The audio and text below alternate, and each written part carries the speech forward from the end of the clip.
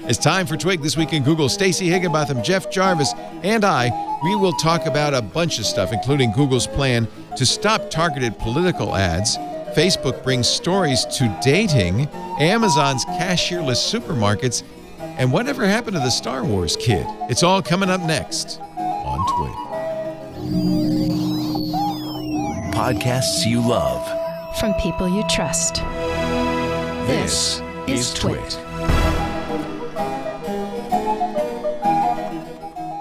This is Twig, This Week in Google, episode 536, recorded Wednesday, November 27th, 2019. Every jot and tittle. This Week in Google is brought to you by Health IQ. Health IQ uses science and data to secure lower life insurance rates for healthy people like you. To see if you qualify, go to healthiq.com/twig and take the Health IQ quiz. It could save you up to 41% on your life insurance premiums compared to other providers. And by Metallic, a Commvault venture. Metallic provides enterprise-grade backup and recovery technology through simple SaaS delivery. To sign up for your free 45-day trial, go to metallic.io/twig. And for a limited time through December 31st, 2019, with a 1-year commitment, your first 3 months are free. And by Brave. Brave is the browser reimagined. Switch now to get unmatched speed and privacy and stop trackers from following you. Save battery life and earn rewards by opting into privacy-respecting ads. Brave is free and easy to switch to. Go to brave.com/twig and switch to Brave today.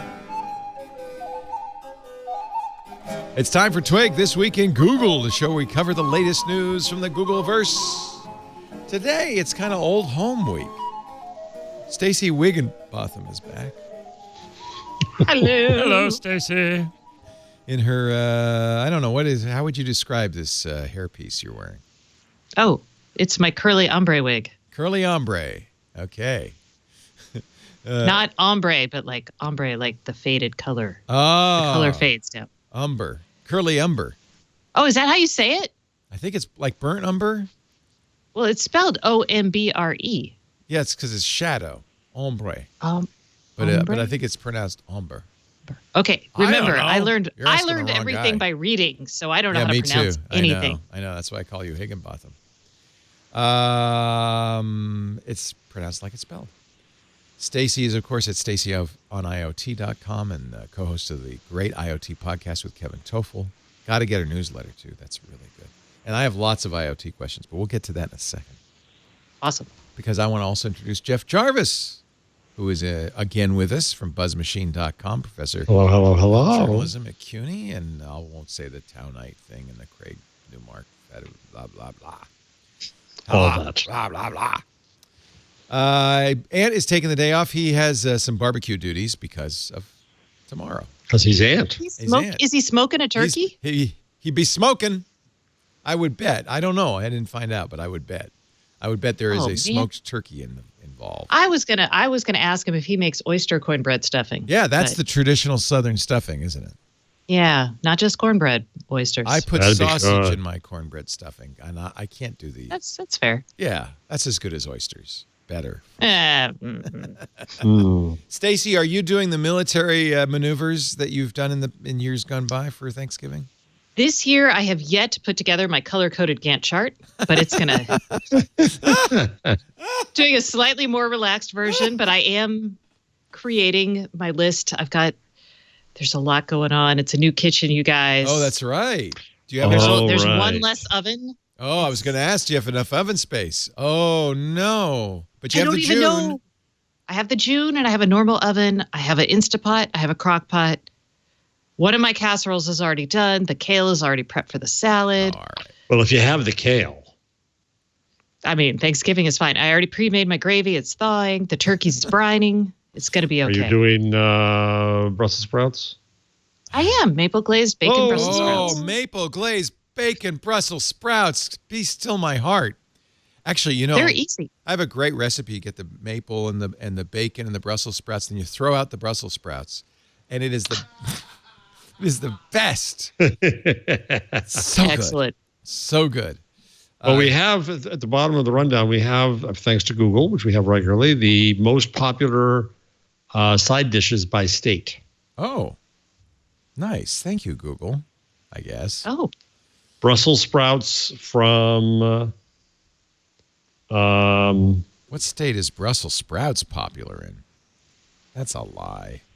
up in the Northeast. Really? I love them, but that's not a common my mom used to call them Christmas tree balls, and I loved them. Christmas tree balls. Yeah, see, she lied, basically. I call Fruit broccoli salad? trees. Oh, well, yeah. Yeah. Are you looking? All right, we might as well do this list. We've started. Yeah, sure. Let's dig down into. We're going to start from the bottom up. We've never done that before. Actually, this was one of your numbers, wasn't it? It's okay. I put multiples there so I can get. So Google does this every year, right? Brussels I think so. sprouts. Is that New Hampshire or Vermont? It's New Hampshire. Vermont's vegetables. Vegetables is not a dish. Maine, potatoes. Whatever's in the garden. Massachusetts, it's butternut squash. In Rhode Island, it's cranberry sauce because that's where it's grown, in the bogs. Connecticut is stuffing. Cornbread stuffing in New York. Stuffing in Pennsylvania. Stuffing in Delaware. Sweet potatoes. Mac and cheese. Why can't I get invited for Where's mac Thanksgiving and there? cheese? Oh, is that Virginia? What is that? No, that's Delaware. Well, that's Delaware. Delaware and California. Mac and cheese. Mac That's and the way to cheese. do it. Green bean Yeah. casserole in Nevada. Creamy mashed potatoes in Arizona. Same thing in mashed potatoes in LA. I like mashed potatoes. I think mashed potatoes too. are delicious. Poor old Texas. Look what Texas got.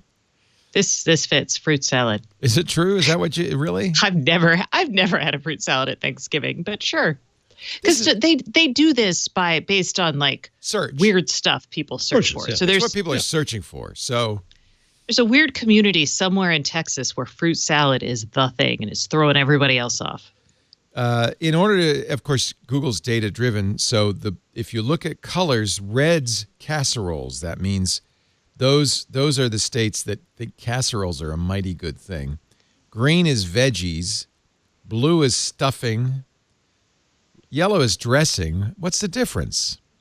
Yeah, what is the difference? It's a regional thing. Oh, they call it dressing. Oh, so what they're searching dressing. for? I think, Yeah. I always understood stuffing's in the turkey, dressing's outside, but People say that, but my family in Mississippi, when you go there, everything is dressing, even if it does. Oh, I love says food and wine. This is going to my point about my mother before. Yeah. Stuffing is a mixture used to stuff another food, traditionally poultry before cooking, Yes. whereas dressing is cooked in a pan outside the turkey. That's what I just said. Yeah, that is exactly what he just said. Okay, I just want to point out. I was looking it up while he said it. There is something weird with North Dakota. Something weird going on with North Dakota. Apparently, keto soup is the most searched Thanksgiving side dish in North Dakota. That is What? Low carb vegetable soup. Yeah. Of course, in Michigan, it's sweet potatoes with marshmallows. That's obvious. All right. Anyway, Well, then we can go to the worst side dishes, all right. Okay. Okay. which is next. Oh, should we Before we use up do- all your numbers? That's okay. These two go together. This is from Fox News. Weird Thanksgiving side dishes go viral in horrifying Twitter thread. Maya Kosoff started it. I cannot wait to hear about the recipes you're all excited to make for Thanksgiving. I'm also here to hear about the weird, inexplicable retro family recipes that end up on your Thanksgiving table for tradition or nostalgia or whatever. That looks like the one. Well, go ahead. See what it is first. Sorry. Her first one was seafoam salad. She thought it was a normal thing every family made for Thanksgiving. Oh. It's very like what I had growing up. I hated it. It was green Jell-O and cottage cheese. There you go. Oh, There you Yes, go. I couldn't agree more, Stacey. Awful. No. Awful. No. How about there's a pear salad that inexplicably has cheese on it. oh, is that cheese? I thought it was like grated carrot. Shredded cheddar. What's the white? Cream cheese? Whipped cream? With a for those of you with hearing, a maraschino cherry. On top. So honestly, if God, Americans are so awful. Americans just Pears and the right kind of cheese delicious. Yeah. Well, yeah, but this is not that, Stacey. Pears You're giving and way too much credit. yellow cheese. A little different. No. You know, never know, though. I mean, people eat weird stuff and they like it. I do love the. A lot of people put their old recipe cards on the Twitter, and it's fun to see these old beat up cards. I have a set of those too. Oh, I'll show you my recipe book. Oh, by the way, free gift idea for anybody who's interested in it. Buy a nice book with a durable cover and spiral bound is best. And do your family recipes. Write them out by hand with little notes in them and give them to your son, your daughter, somebody That's a great idea. So, I I have one actually for my do mom. something similar. I share the paprika file The paprika file. because I use an app. Nowadays printing it out is kind of old school. Okay, yeah, I know, but that's kind of what's fun about it. Oh, okay. Like Then they my have mom to wrote type out. it all in by hand. With my handwriting, people would get poisoned. I have my Okay. mom's cards. No, I know what you mean. Coca-Cola salad. Did you ever hear of Coca-Cola salad? Let me, for those of you listening at home, and maybe you'd like to make this tomorrow, 1 package orange Jell-O, 1 small package cream cheese, 1 10-ounce Coca-Cola, and a half cup of nuts. Doesn't matter what. Let the No, of course cheese not. come to room temperature. Dust Jell-O into cream cheese. So you're not the cream cheese is the liquid. Heat the Coca-Cola to the boiling point and then pour over the mixture. Mix it together, add nuts, put it in a mold, but then, this is the key, leave it out for a few hours before you refrigerate it so the salad separates into 3 attractive layers. Serves 4. Here's another one. Lemon lime Jell-O, crushed pineapple, cottage cheese, and mayo or sour cream. The family called it barf salad.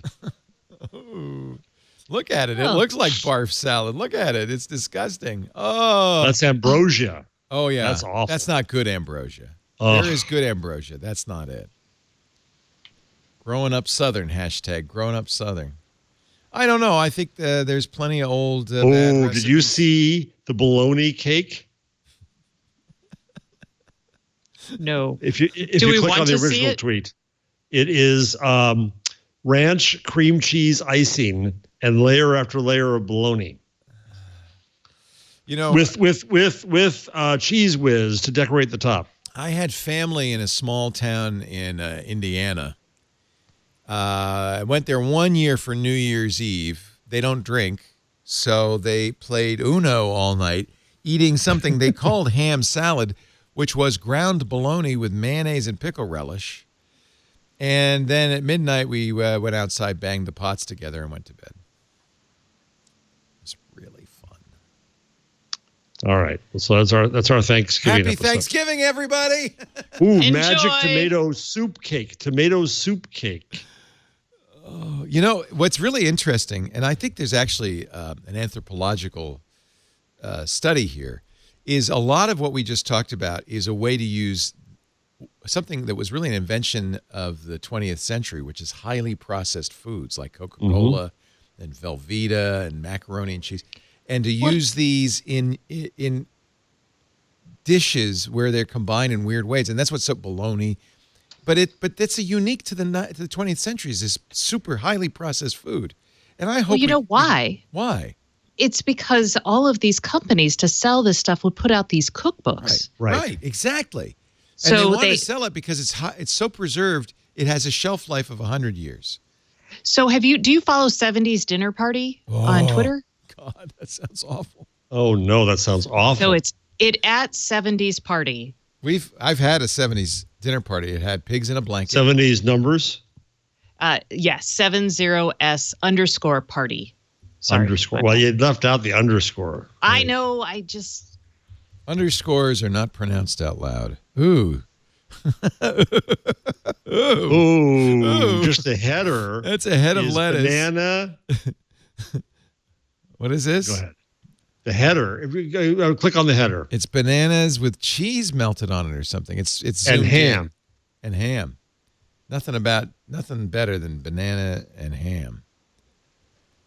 So yeah, this is always fun to follow. God. But look at this. Oh, This is Americans are awful. And honestly, there's some evidence. Of course, we're all debating what went wrong with our diets that we're all fat and diabetic. Yeah. And there's some evidence, I think, there's some medical evidence that it's the highly processed foods that we've been eating for the last few generations, because those foods trick your gut into thinking you've eaten something, and then it gets nothing. And it says, I need, I don't know what happened, but let's do that again. That turkey.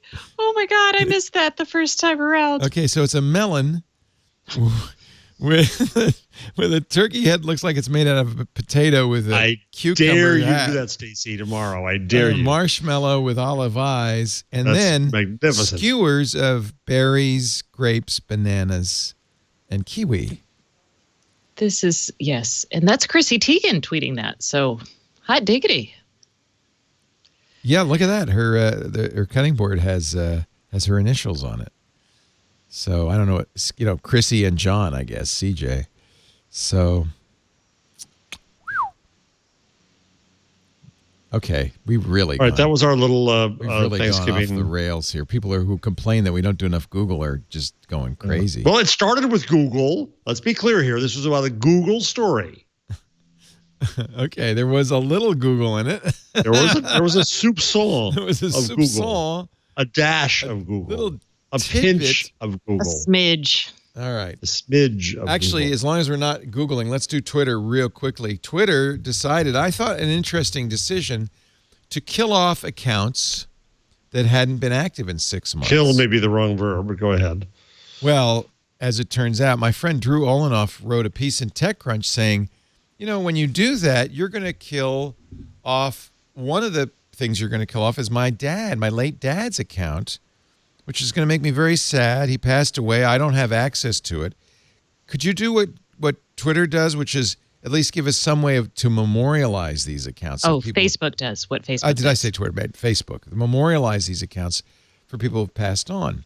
Twitter responded almost immediately and said, oh, you're right. And so Never mind. They've deferring this. I love the idea of releasing. Look, if you haven't used your account 6 months, it's either a bot account or you lost interest. They're going to release a lot of handles of people that, maybe somebody's been waiting for. Plus, clean out a lot of stuff. I bet you of my 550,000 followers, half of them will disappear, which is fine with me. They're not active. So I love it that Drew Olenoff said, whoa, and Twitter listened. So did Jenny Jardin. Said that there's evidently a whole bunch of accounts of people who died of breast cancer. Oh, good point. And yeah, this is an increasing issue with social media. What process by which? How do you get them to release the account so you can maybe archive it or download? Like we do need. I mean, and we've talked about this. I know with Facebook accounts. I would imagine is that they'd the use right a similar. Or maybe not. I don't know. I don't know. I mean, I don't recall exactly how Facebook memorializes. Yeah, we used to call this namespace. Yeah, you own your The namespace. The namespace problem is would if get your crowded. name is John Smith, you can't really own it. I'm trying to remember what. I'll look it up on Facebook. How do I memorialize? Actually, they no longer seem to have an article about that. Because you used to have to present like a death certificate, I know, to get access to like people's emails, accounts, and that sort of thing. Memorialized accounts are a way for people on Facebook to remember and celebrate those who've passed away. Let's see. What will happen to my Facebook account if I pass away? You can either choose to appoint now a legacy contact to look after your account. Everybody should do that. Appoint a legacy contact. If you don't choose to have your account permanently deleted, it will be memorialized if we become aware of your passing. That's so what creepy. happens is they add the word remembering to your name. So remembering Leo Laporte. And then depending on the privacy settings of the account, friends can share memories on the memorialized timeline. The content you shared before your death will stay on Facebook, is still visible to the people with whom it was shared. You will no longer appear in the people you may know, ads, or birthday reminder section. Well, that's Thank good. you. That's macabre. I don't want to see that. No one can log into a memorialized account. So one of the things Drew proposed is actually Twitter proposed is if you know the Deceased. Yeah, if you have the deceased's credentials, you could log in and keep it alive. But no, this is not what this is. Memorials accounts that don't have a legacy contact can't be changed. So you want to establish a legacy contact and then express your wishes. Otherwise, I think what I want to do is have a tweet ready. Now, I think Twitter says you can also time to tweet. A last tweet. Yes. You need the last pinned tweet. What would your last tweet be? Oh. Let's think about that. I think I'm going to make in 100 years, I'll be right. Oh, Stacey? No, I was going to say I can't imagine anything more depressing than to be sitting there on my deathbed, hopefully surrounded by my family, wanting to spend that time and thinking about my Twitter. But you could schedule it ahead of time. Upon my death. How about if mine is going to say, I told you I was sick? Yes. I think I'll just retire from Twitter when I retire. I as everybody knows by now, I did not kill my Twitter account. It was dormant for a while, but everybody yelled at me that you can't kill an account with that many followers. What are you, nuts? People would kill for that. So I thought, well, I'll keep it around, and I've been using it.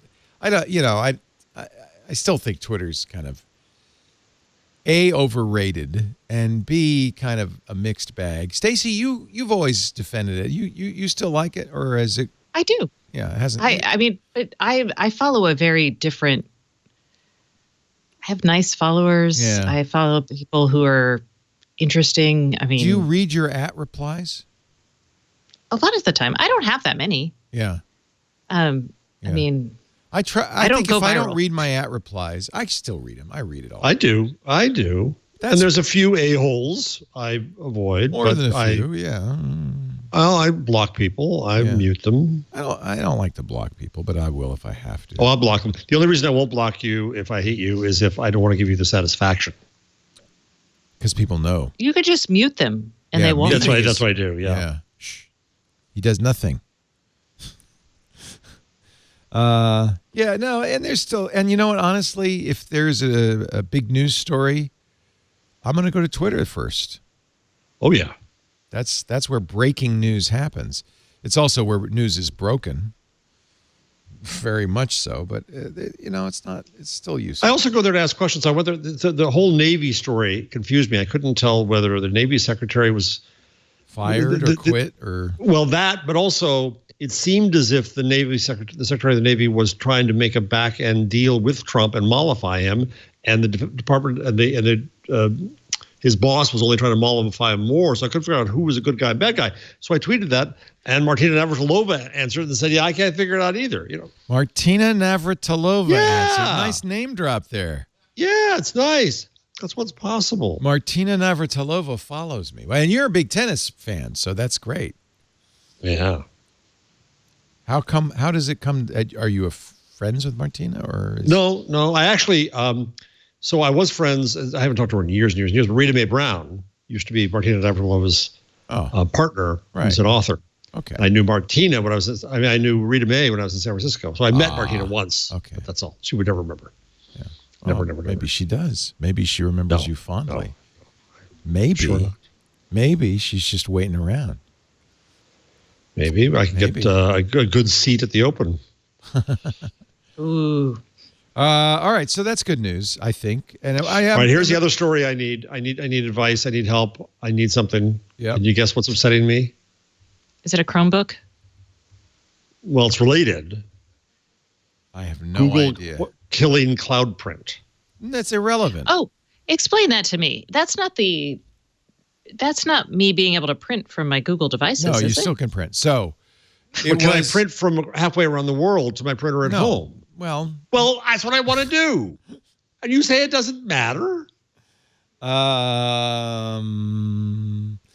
Right, the idea justify is yourself. you would buy a Yeah. printer, and there were two wireless technologies designed to be used with portable devices. Apple had AirPrint. As far as I know, they still do. And Google had Cloud Print. You'd go into the printer and you'd give it your credentials. In the case of Google, your Google account. It would register. If you go to Cloud Print online, you'd see all the printers that were registered.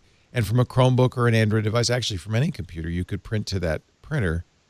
And the way it would work, it would go to the Google Cloud, and then from the cloud to the printer. To the Wi-Fi network to the printer, and printers were sold as cloud print ready. Right. That's right. I feel bad for all the printer companies that put all that effort into it. I would buy only printers that could do that. Yeah. And then the advantage was I could. Well, go ahead, Leo. So they have native drivers that work on the Wi-Fi network, but you have to be at home.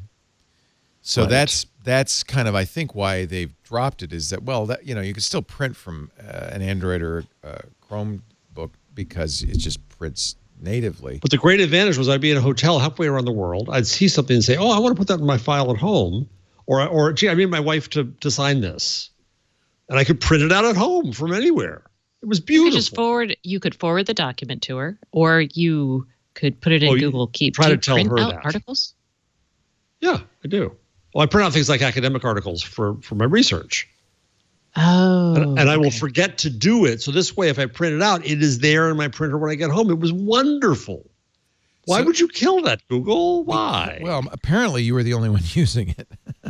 Yeah, I think the rest of us just followed different solutions. But I see how I want to hear Kevin. I want to hear Kevin on this topic. Yeah. Is he watching? So this is Google's help page, Totally. Migrate from cloud print to native printing. And it's, as I said, their solution is, well, you can now print natively from Chrome OS.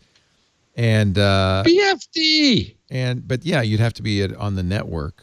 They're going to add printing capabilities to CUPS-based printers. CUPS is the open source printing system. What's that? Yeah, what is that? Well, it's on everything, including it's an open source, so it's on Linux, but it also comes on everything else. So it's essentially a universal open source driver model. Oh, I see. So you can. No, print I think to one of any my printer printers. using Hold on, I CUPS. gotta see what. I think my Epson printer has a cloud print like thing. My brother printer, I don't believe, does. Yeah, Epson has its own cloud. So I bet you can print to the Epson cloud. But I don't like the Epson. I want the brother. Right. Oh, and HP they have their own cloud too. Kevin is not watching, but he is willing to share his opinion on Google killing cloud print. If you just wait a second. There is, I think we might have talked about it hear. at some point. They say this in their support document. They are developing for Chrome OS a policy to configure connections to external CUPS print servers. So what that means, you could have a print server at home that you could still print to from the internet. But that's not as good as cloud print. No, cloud print was easy. There was a little device. There were a long ago advertiser of yours, a little device in the home to put in. Yeah, remember that? Connect it to the printer. Yeah. I could never get it working. Oh, Never. Really? Oh, No, I didn't say anything. I wish you'd asked me. We could have had gotten you some help. Camera B could have flown out. Kevin does not care. They've improved traditional printing from Chromebooks, so it's barely needed. Right. Kevin, And I explained your use case. And he's probably going to be like, my guess is he's going to politely tell you that you're the only one. But it is an interesting question, because how hard was it for Google to maintain that? It was not. Well, we don't know that. Oh, well, it could have been hard. It just sat there. It just sat there on a printer. It just sat there. And I don't. and honestly, that's a bigger question. So for that, or Google's RSS reader, or Google's this, or Google's that, how hard is it? How expensive is it to maintain things like that? Over time, though, so think about the challenge is it could be in a different architecture, and maybe they've moved on to a different, underlying architecture, and to support that just bifurcates their team, and it's pointless to do it. So they're like, in a larger way, to kill it is bad just because it just really expands the notion in the world that Google doesn't stick with anything. It's not reliable. Yeah. It's not a reliable friend. So here they're launching Stadia, and essentially the immediate response from everybody, including Paul Thurrott this morning, is, well, let's start the Death Watch clock. How long are they going to stick with this one? And that's the problem when you kill stuff. On the other hand, it's Google's model, right? Google's model is launch as many new things as possible and then keep the stuff that works. Kevin says once Ruth Porat came on board, things that didn't make money get cut. That's right. She's the CFO. Yep, he's right. And she's been a known axe cutter. I kind of don't mind this, though. So I feel like I mean, I mind it when it affects services I use, which it does occasionally, but I'm also kind of like, this might be the new normal when we have everything based as a digital service. And so it's probably good to get used to it with kind of small, and I know your printer thing matters a lot to you, but it's also not like a huge thing you're dependent upon, like maybe a subscription to a car service would be. So I think it's an interesting way to start testing out this idea and understand how to best pull services. I don't know. Maybe I'm being optimistic. You know, you are. We deal with this. You don't feel my pain, Stacey. I don't on this particular one. We deal with this here. They kill things I like. We deal with this here because we have some shows that don't make money, or they go from making money to not making money. The one that hurt me the most was the new Screensavers, which we launched with great fanfare about 4 or 5 years ago. Did it for a few years. I think we did it for 3 years. It was an expensive show to do, and we weren't able to get audience or advertiser support for it. The audience just dwindled. And are you trying to tell us something, Leo? Yeah, really. I hope we have some ads today, Jeff, or it's it's curtains for us. No, I'm kidding. But the decision is tough because, you have an audience. I'm not like Google. I don't have money lying around, so if I can't afford to, just do a show that loses money because I like to. But on the other hand, when you kill a show, I know it hurts us. It hurts us with the audience. It hurts us with the overall package that we offer. So I'm very reluctant to kill shows. It really has to, we're slow to do it because in a little tiny microcosm way, it's like I have the same issue Google does. It's not good. So one thing you can do now is you can keep a community even without a show. You can say, folks, I'll keep the community going. I could do that. You can still have a place to gather. Yeah, and we do that. And what we hope is that the people who watch this new Screensavers will watch other shows and stay a member of our community. And that we have the forums and we have the chat room and many people who love when a magazine that show. dies, you suddenly get People Magazine instead of it. Yeah. Yeah, it's better than that. Yeah. I mean, at least. So Epson has Epson Connect. Yes, and I've used that. Brother probably has something. No, I can't find it. Okay. So when you set up an Epson printer, you often set up AirPrint, CloudPrint, and Epson Connect. I mean, there's a bunch of cloud things. I think I can even scan to Dropbox. There's a whole bunch of cloud stuff around that. The problem is it's not that easy to set up. You're on this, these little screens, and you're typing and with the little keyboard on the screen. It's hard to do, but that's why I liked Cloud Print. It seemed like that was the all-in-one solution. It seemed to eliminate in the long run. I thought, of course, silly me, I thought Wave was a good thing too.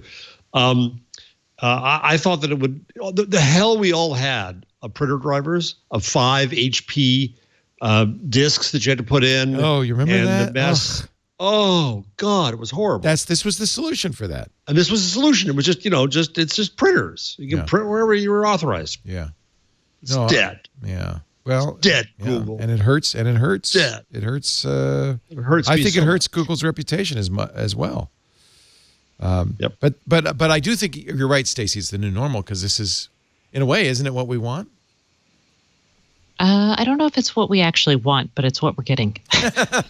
Well, we want innovation. We want rapid innovation, and maybe we don't consider the concomitant to rapid innovation is you also have to, move fast to break things. You have to kill stuff fast too. And I think companies also underestimate the burden they're taking on when they launch a service. So, yeah. So there's Brother Web Connect, but that appears to be scanning documents directly into Drive and Box and Dropbox and stuff. Yeah. Yeah, it really does look like they're heavily reliant on cloud print. So yeah, they are. I guess that's who should be pissed off because all of these printer companies have spent considerable. They just lost some value. Yeah, and they've spent considerable time and money to create their cloud print interconnect. They wrote in effect drivers for Google. Well, maybe somebody in the reporting world should call them up and ask them what to do now, and then they'll tell you what they're doing. I don't see an HP version. Is there an HP version?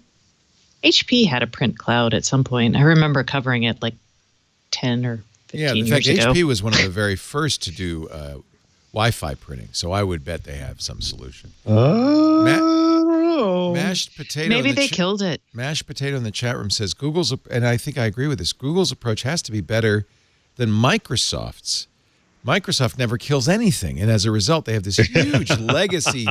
Yes. These chains they forged in life, they drag behind them. I'm not sure why we're seeing a video in place of Stacey there. Thank you, John. Carson has the day off, and John is doing a yeoman's effort. What does that button do? To fill his seat. Oh, wait till we get to the change log. It's going to be a riot. So let's talk about.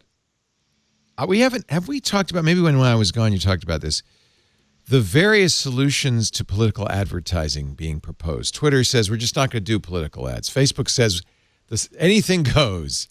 They're reconsidering. Yeah, they are. Google did something kind of in the middle.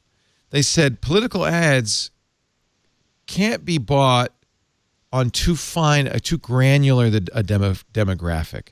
So you can't direct specifically to audiences based on their public voter records or their political affiliations. Only basically their zip codes. You can't use age.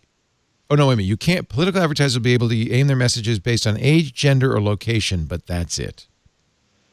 So I have an opinion you'll probably hate. You want that, or you want to go first? I'll hate it no matter what. Go ahead.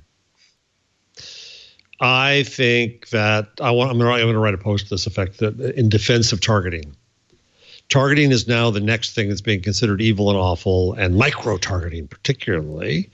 And can it be misused? Yes, it can be misused. But I think targeting is important for a whole bunch of reasons. I think if you want to start a campaign or a movement and reach just the people who were involved, you want to do that efficiently and inexpensively. You don't have the mechanism to do it. Without this, we return to mass media, and we see where mass media got us.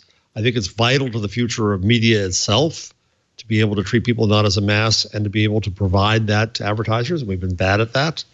And I think finally, the dare I say, moral panic around micro-targeting doesn't give people respect and agency. It's as if someone was perfectly normal, one day walking down the street, and then they saw a micro-targeted ad, and they were corrupted, and their brain blew up, right? It just doesn't respect people enough to think that they can't handle things to which they're exposed. So I think that basically where we're headed is giving targeting cooties, and that bothers me, especially strategically for media, but it bothers me in terms of the message it gives. So that's my controversial opinion. I'm sure you'll both hate it. Stacey? I don't hate it. I do think that targeting has actual value. But I would disagree with the idea that people are unaware or unable to make their own decisions. Because I do see in my parents, for example, who watch only Fox News, they have a very different view of the world. And through successful targeting, you can give people a filter bubble that they don't even realize is a filter bubble. And I do think that actually does have a pretty big impact on democracy, news consumption, et cetera. But is Fox News, but that's different. I think Fox News is a constant exposure to one. But wait a minute. Doesn't it go both ways? Because let's say I am a Democratic candidate and I think that your parents would be interested when I have to say I can no longer target them as Republicans. I can only in a way there's that what you're cutting off is also the ability for Republicans to reach out to Democrats and Democrats to reach out to Republicans and show them other views that they don't see. Good point. Maybe you don't have. Here's what I think. You want to know what I think? Murphy said no. Yes, I do. I would turn you off. No, because you have the power. I think I kind of agree with you, Jeff, that you need targeting. I think the issue is dark ads. That there are, as this is a real problem on Facebook, where there are a lot of political ads heavily targeted on things like emotion and weird things, but then they're also dark. Only those people see them and no one else sees them. I think it's all solved if you make the same ground rules for digital advertising, digital political advertising that you have in broadcast. This is the Honest Ads Act. That is to me, the base level. Every ad, you have to say who paid for it And I think maybe a good idea. I want to the also targeting say data too. Who targeted it? Yes, who you're targeting. What was the targeting data? Yeah. Which Facebook? I mean, Facebook has the most extensive political ad database there is. If you want to get broadcast ads, you've got to go through all kinds of mishigas. Now you can go to Facebook, but it only goes so far. It shows you who, in geography and age and gender, who saw the ad, but not what the targeting request was. That's interesting. I think the targeting request should be public. Yes. Google is doing that with, I'm all Barbara Walters. Google is doing that with the model cards that they make available for people and their algorithms. It would be interesting to see like a version of model cards for targeting information. So what do you mean by model card? It talks about the data that they use, the decisions that they made in building the algorithm, so you can understand if there is bias, where that bias came from, or just understand how the algorithm got to this point, right? So it's basically like... Is that, Stacey, hold on. This is fascinating. Stay on this for a second. Is that a generic like programming thing, or is it a Google thing? It's something like I was just reading about the New York Data Commission. I don't know if you saw the article from the Fast Company about this. The concept of model cards or some sort of model explainer is a universal thing. Okay. They may not be called, I don't know if Google calls them model cards and no one else calls them model cards. Yes, they do. modelcards.withgoogle.com/about. Okay. So I don't know what else you would call it. But I've used it. I've heard it used generically too. But this becomes a standard for some level of transparency, right? Into the intent of algos. The other thing that happens is there's correlate. You buy on correlation, not so much a political, but you can buy a correlation. I'm a Democratic candidate, and I want to buy Subaru drivers, and I do know why, because they're all liberals, but let's imagine I don't know that. Just for some reason, Subaru people, for some reason, people who drink lattes, vote Democratic or whatever. There may be a correlation that makes no sense, but you found through your data that works, which isn't really an explanation why. It just says this works. Why am I seeing? So the question would be like, it would answer the question, why am I seeing this ad? And you could say, I bought this targeting people in this age range who have Subarus. The question is that enough information? Or would you want to say the next layer, which is I'm actively trying to reach Democrats who have 100K in like annual income. And that's a little interesting, because what you're talking about with correlations, you may not have to expose that to people. Right. Is it possible that one of the benefits to Google of doing this is, besides the fact that it makes them look like they're trying to solve the problem, is they make more money because more money was spent as it is now on broadcast and kind of blanketing? Because one of the things about micro-targeting, it's highly efficient. Well, at some point then I could argue you might as well buy a cable TV buy. If all you can do, then you broadcast on something that has a female audience in this area, right? I might get a better deal than Google now. So no, I think it actually hurts Google potentially. I mean, let's remember, political advertising is a tiny, tiny fraction of both the behemoths. Ironically, it's a huge deal for TV and radio, or it has been. Oh, yes. Because it's like a windfall during campaign season. Literally billions of dollars are spent. And this drives. I think what this does is it drives more ad dollars back to TV, which is exactly what we don't want. Because the secret sauce for Google and Facebook is micro-targeting. Yes. So I think it was a political thing to do, but small p political. It was, as you said, Leo. Yeah, okay, we did something. Yes, we care. The money is meaningless, so fine. But I think that be careful what you ask for.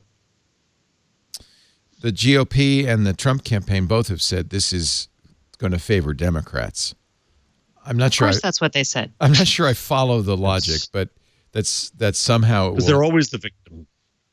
Well, I think that the problem is they're not very self-aware because the complaint that the right makes about content moderation is you're taking down our stuff. Well, yeah, we're being told to take down hate speech. Are you aware here of that connection? And the same thing here. That I think there's somewhat of a lack of self-awareness. But yeah, I think it actually could hurt the right more. I think that they do more. Going back to Nixon, they targeted direct mail better than the Democrats did. They've always done targeting well. Karl Rove. I get so much mail from Donald Trump. Almost every day I get something from Donald Trump. Mail or email? Snail mail. Really? Almost every day. Is Petaluma Republican? I don't know. I don't think so. I mean, most of Northern California is pretty blue.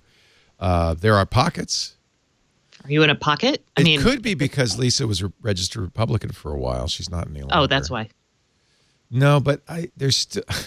I feel like it's not well targeted. Let's put it that way. Right. Because it doesn't obviously. I get tons of email, but I don't know if that's some troll who'd put me on lists. Yeah. I get Trump email galore. I got a cell number from a company that hadn't probably washed it thoroughly. So it belonged to some guy named Bud. And Bud, I get a lot of text messages, daily text messages for Bud. And actually, it's that's a good nickname for you. You're kind of a Bud. Well, it's funny because it's like, hey, Bud, we haven't received your payment for your medical treatment of last. I mean, this guy is a deadbeat. I think Bud skipped, but because it's like he skipped out on his loans, he skipped out on everything. So I'm getting a lot of that. But then I'm also getting a lot of text messages from a particular campaign. And this campaign, you got to think, almost every one of the messages is, right now, we can triple your donation. It's a lot of that.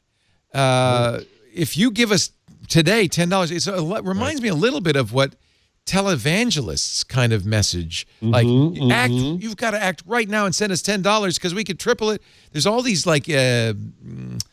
psychological incentives to get you to donate right now. This poor guy, Bud, not only did he owe money to his physician, to his student loans, but then he's being, hit like every 5 minutes for donations to political causes. It is fascinating. So our neighbor died 6 months ago, and his wife is now living elsewhere. So we go every day to pick up the mail and pass the mail on.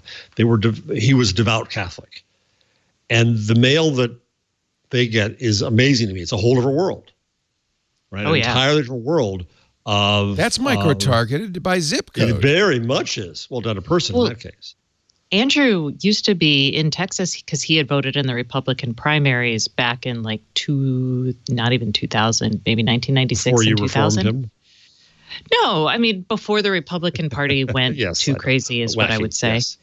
Although in Texas, it's always really crazy. But his mail and my mail, radically different. And his mail is offensive, or it was. Now it's normal. I mean, just you're like, oh my God. So that's the real reason you moved. You just wanted to get away from his mail. Get away from those postcards. Good Lord. It is interesting. It is. So this is why people are worried about micro-targeting, is that you don't see what other people are seeing. And so when I saw a little window into Bud's life, it was very different from the stuff I was getting. But it was already happening. It was happening on your phone. Yeah, Wait, but I'm just pointing out that was question? highly targeted, I'm sure. Yeah. And so I got to see a little bit, but normally we don't. It's all dark, right? Sorry. How do you wash your phone when you when you get a new number? They shouldn't Are there reuse services? those numbers too quickly. That's the real. Oh, okay. I was like, is there something I should be doing? Because my daughter's phone number is definitely a problem. Yeah. Yeah. You should definitely put it on the do not call registry. You can do that. That's, the FTC. She's 13 and they don't call anyone. So there's no. If it's not mom, don't answer it. I get a lot. Basically, no one calls her. Yeah. So she just leaves it off all the time. Good. Yeah. So the I'm robocalls fascinated. don't get through. Yeah. Yeah. The death of the meaning of the area code. Oh yeah, that's gone. I don't know why that fascinates me. That's gone. My phone is in the used to be 302 so area important. code. If it was a little annoying a while because I have a Google Voice number and I got the 302 area code so I can get a vanity number, and which 302 is Baltimore, and nowadays it's not a problem. But only a few years ago, if I called Comcast, they'd transfer me to the Baltimore Comcast. Right. It's like, no, I don't want the Baltimore Comcast. But I think they've learned, I guess that's not going to work anymore. And that's all because of the mobility of people. And, Exactly. A lot of people have area codes from their former region or whatever.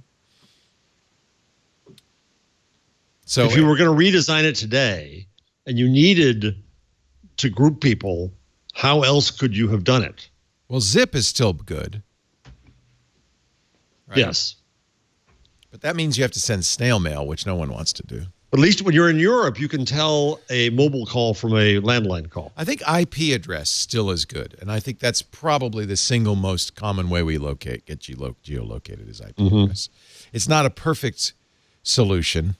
Of course, who can forget Kashmir Hill's great article about the people who live in the geographic center of the United States who get a lot of hate visitors because their location, their longitude and latitude is the default for IP address location if they can't figure out where you are. They just say, well, they're in the U.S., and they put a dot in the middle of it, which is unfortunately this farmhouse. And if you could find the Kashmir Hill story, it's hysterical. I mean, people just, they come up banging on the door saying, you have my iPhone. Because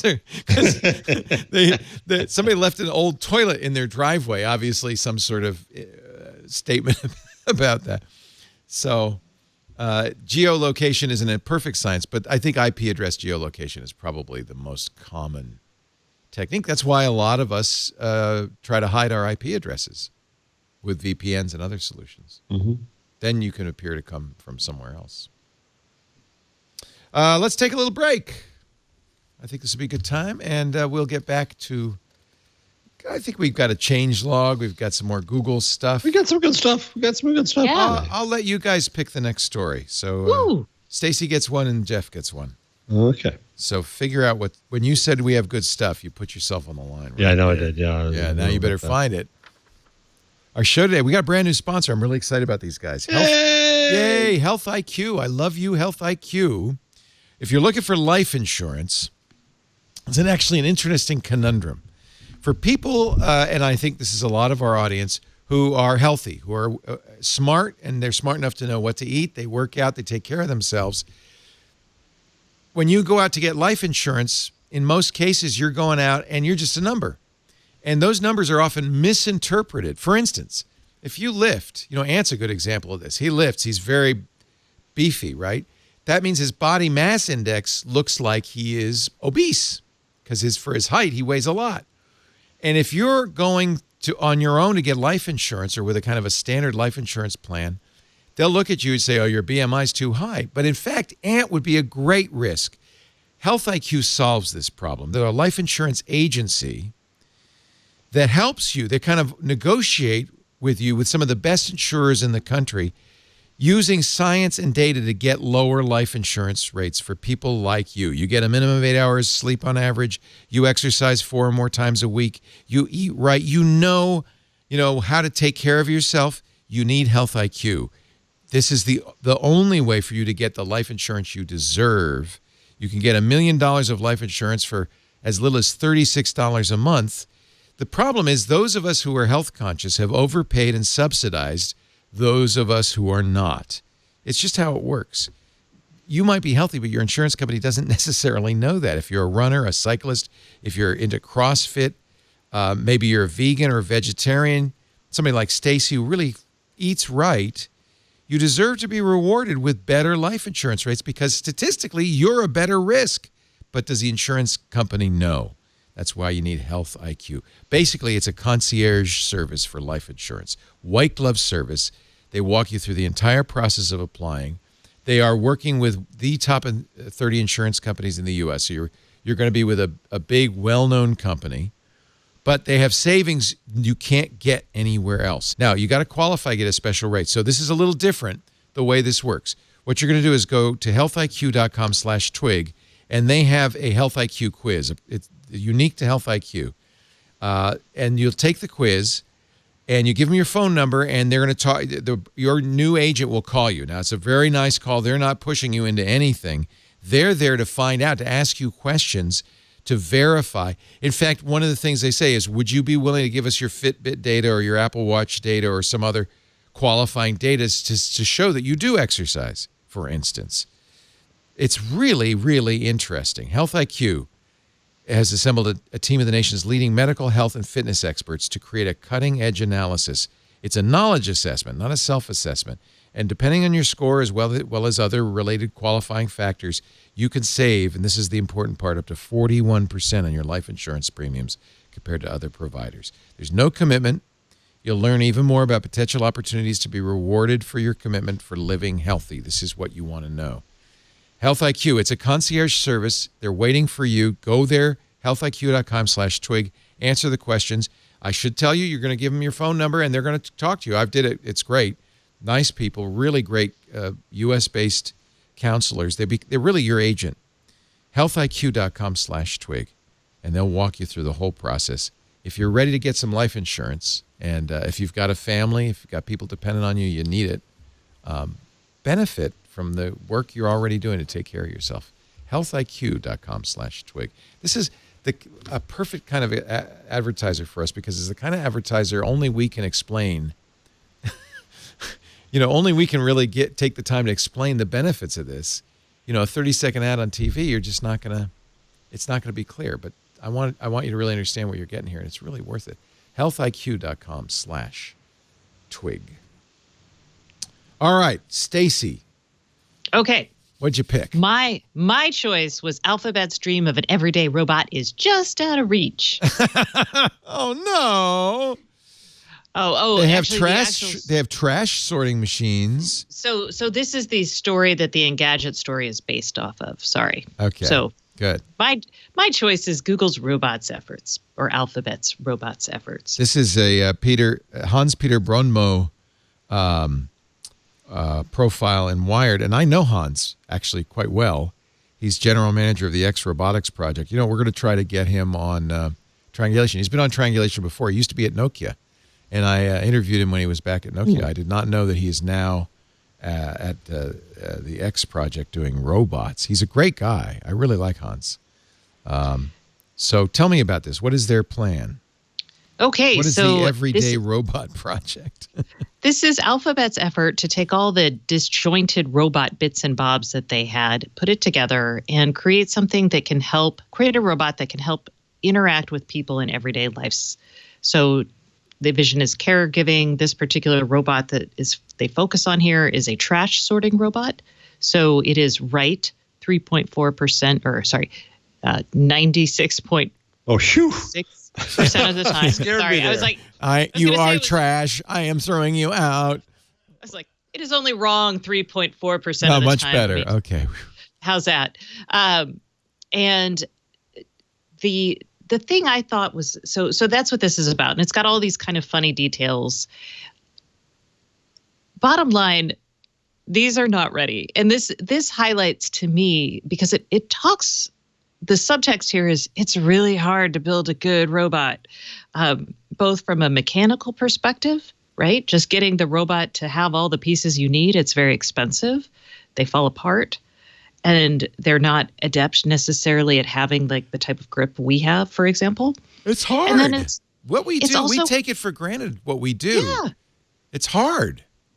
I mean, you want to get talk to someone who works with robots about like 5-point grip or whatever, how we grip things versus how a robot and like degrees of motion, they will just cry at the limitations they have, right? That we don't have. And so physically, tough to build a robot that works anywhere close to like we do. It's hard because we don't have like any sort of universal programming language to make the actual motors work. So that's another layer of problem. And then finally, we're trying to build robots that have learning capabilities. So this is a trash sorting bot that is using a neural network. It's a reinforcement network that basically has it teach itself how to sort trash properly. But when I look at and read this story, I'm like, they spent so much effort on this one robot. It doesn't work. It's pretty good. It's good. It works, but it's not ready for like mass deployment. And if it were, I don't think people could afford it, especially given that recycling stuff right now is a really bad, not awesome thing because nobody's taking it. China won't take our trash anymore. So I'm kind of like, yeah. So I'm just looking at this and I'm like, we all love robots, and we all feel like we're almost there with robots that can take care of our elderly and do all these things. But this article really points out that each robot is like one custom snowflake developed in a lab under precious circumstances, and we're not there yet. Which is I liked it. say, calm down, everyone. They're not taking over. They're barely able They're to. not taking over yet. They're They can't barely able sort to trash. walk. I wonder, though, aren't military robots pretty good? Oh my gosh. Did you see the story about Boston Dynamics, Yeah. which is no longer part of Alphabet, so it doesn't technically belong in the show, but there's a police Why department. like that in ever bothers Massachusetts. us? No, that doesn't stop us. Is it Massachusetts, I think? Police department using Big Dog, the terrifying one. Hold on. We're going to See, find it because this is what is so interesting about technology. It is simultaneously much harder to do than we think it is, than our science fiction tells us, and it's also here before you know it. So yes, it is Massachusetts State Police. Oh boy, the They Stadies. the Stadies had Spot on loan from August to November, according to records obtained by the American Civil Liberties Union and reviewed by WBUR. Yep. They don't really talk a lot about it, but somewhere in there, yeah. Calm down, people. I know. I'm sorry. I'm not going to be calm I'm about sorry. this. No, because think about everything that people are protesting with Black Lives Matter. Now imagine that robot controlled remotely by someone or not, just Using given some face sort of recognition. biased AI Yeah. coming after you. Jeff, that's terrifying. They never weaponized any of the robots. They did not. But according to BUR, while Spot and other tactical robots aren't designed to kill, they still can. In 2016, Dallas police sent a bomb disposal robot armed with explosives to kill a sniper who had shot at police officers and killed 5. It was the first time, 3 years ago, a non-military robot had been used to intentionally kill someone. Remember when that happened? No, I didn't. Yes. Yeah. So that was kind of a watershed moment in robotics. That's my problem is, they can't sort trash all that well, or maybe they can, but there's other things they can do that might be a little even worse. They can open doors and climb stairs. This is the whole technology story in a nutshell.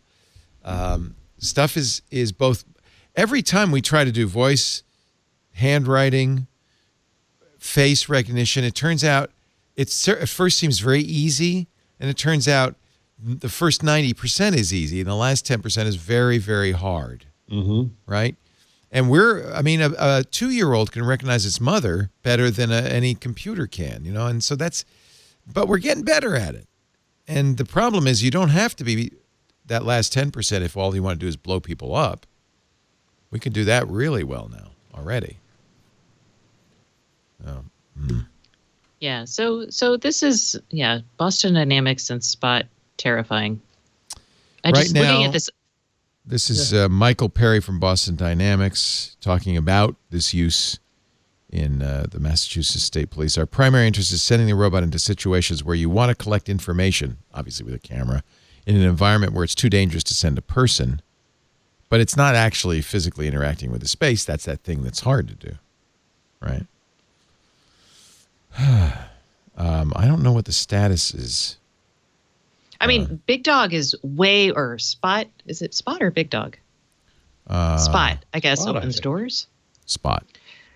It is if you compare it to the bomb disposal robots that just roll in on their treads, this is way more agile.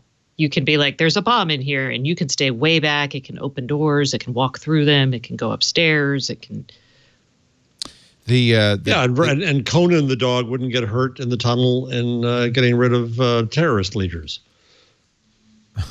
The test. And by the way, have we finally decided is Conan he a boy or or a she? girl? I don't know. No one knows. Why do we care so much? Oh my gosh, you people! This is just a distraction.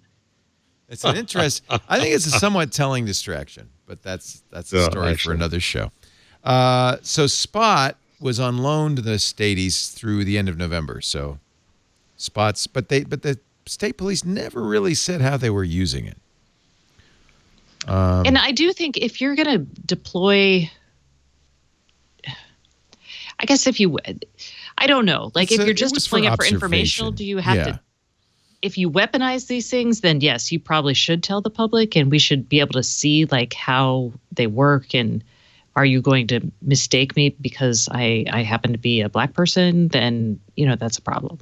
Yeah, it's like the federal government selling surplus tanks to local police. Not a great idea. BUR quotes Thor Els, executive director of the National Tactical Officers Association, a former SWAT commander from Colorado. In most cases, robots are used in critical incidents like barricaded suspects, hostage situations, active assailants, not routine surveillance.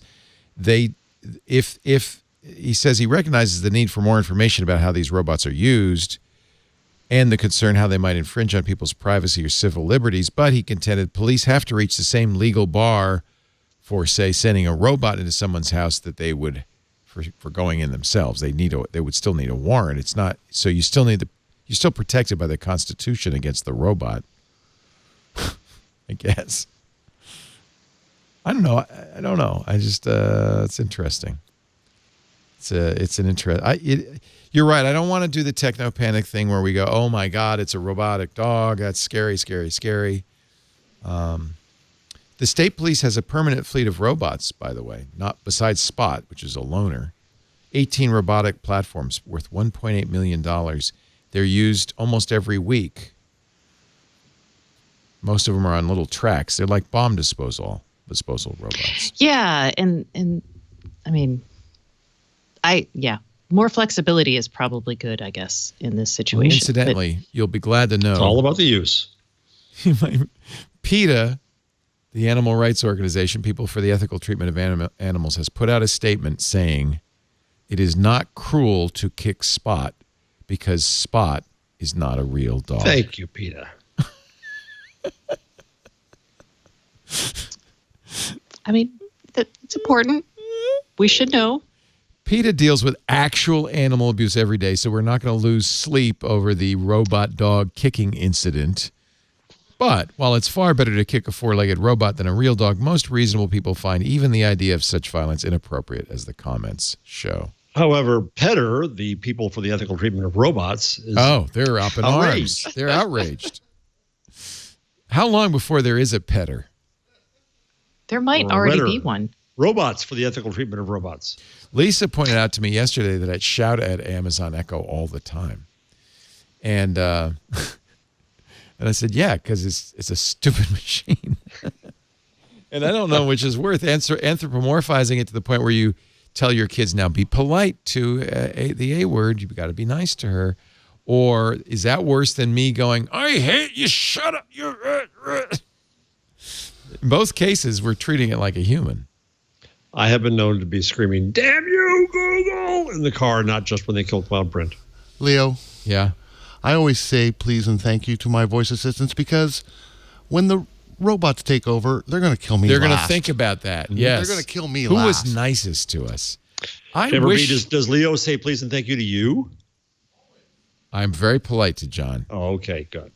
He, on the other hand, treats me like a clone. I am reflexively polite to everybody. So that includes if you're a voice assistant in my house, although my brother, he's here visiting, and I was talking about trying not to anthropomorphize Madam A, and he's like, oh yeah, if she were a person, she'd be the person who was like the kid who was kicked into lockers as a child. Yeah. And I was like, yeah. Did you see? Oh, Amazon is releasing. Is allowing developers to make Madam A sound happy, excited, or disappointed and sad. Aww. So there'd be little commands you can give the voice. Creepy. In your app, as part of your app. I don't think that's creepy. I think that's necessary. I think it could come in handy for some things, I guess. I don't know. Maybe you have Alexa. Wait a minute. Oh, shoot. Somebody needs to tell the CBC not to say things like that out loud. I think there's a demo on here. Maybe not. I wasted an hour. I wanted to get a little video of getting my Google device. When I said, okay, G, I wanted it to say back to me, okay, boomer. But I couldn't figure out how to make that happen. It works. Just do it. In fact, somebody complained because on Sunday we said it a lot. And he said, the whole time I'm listening to Twit, my Google Assistant's waking up. I think it works.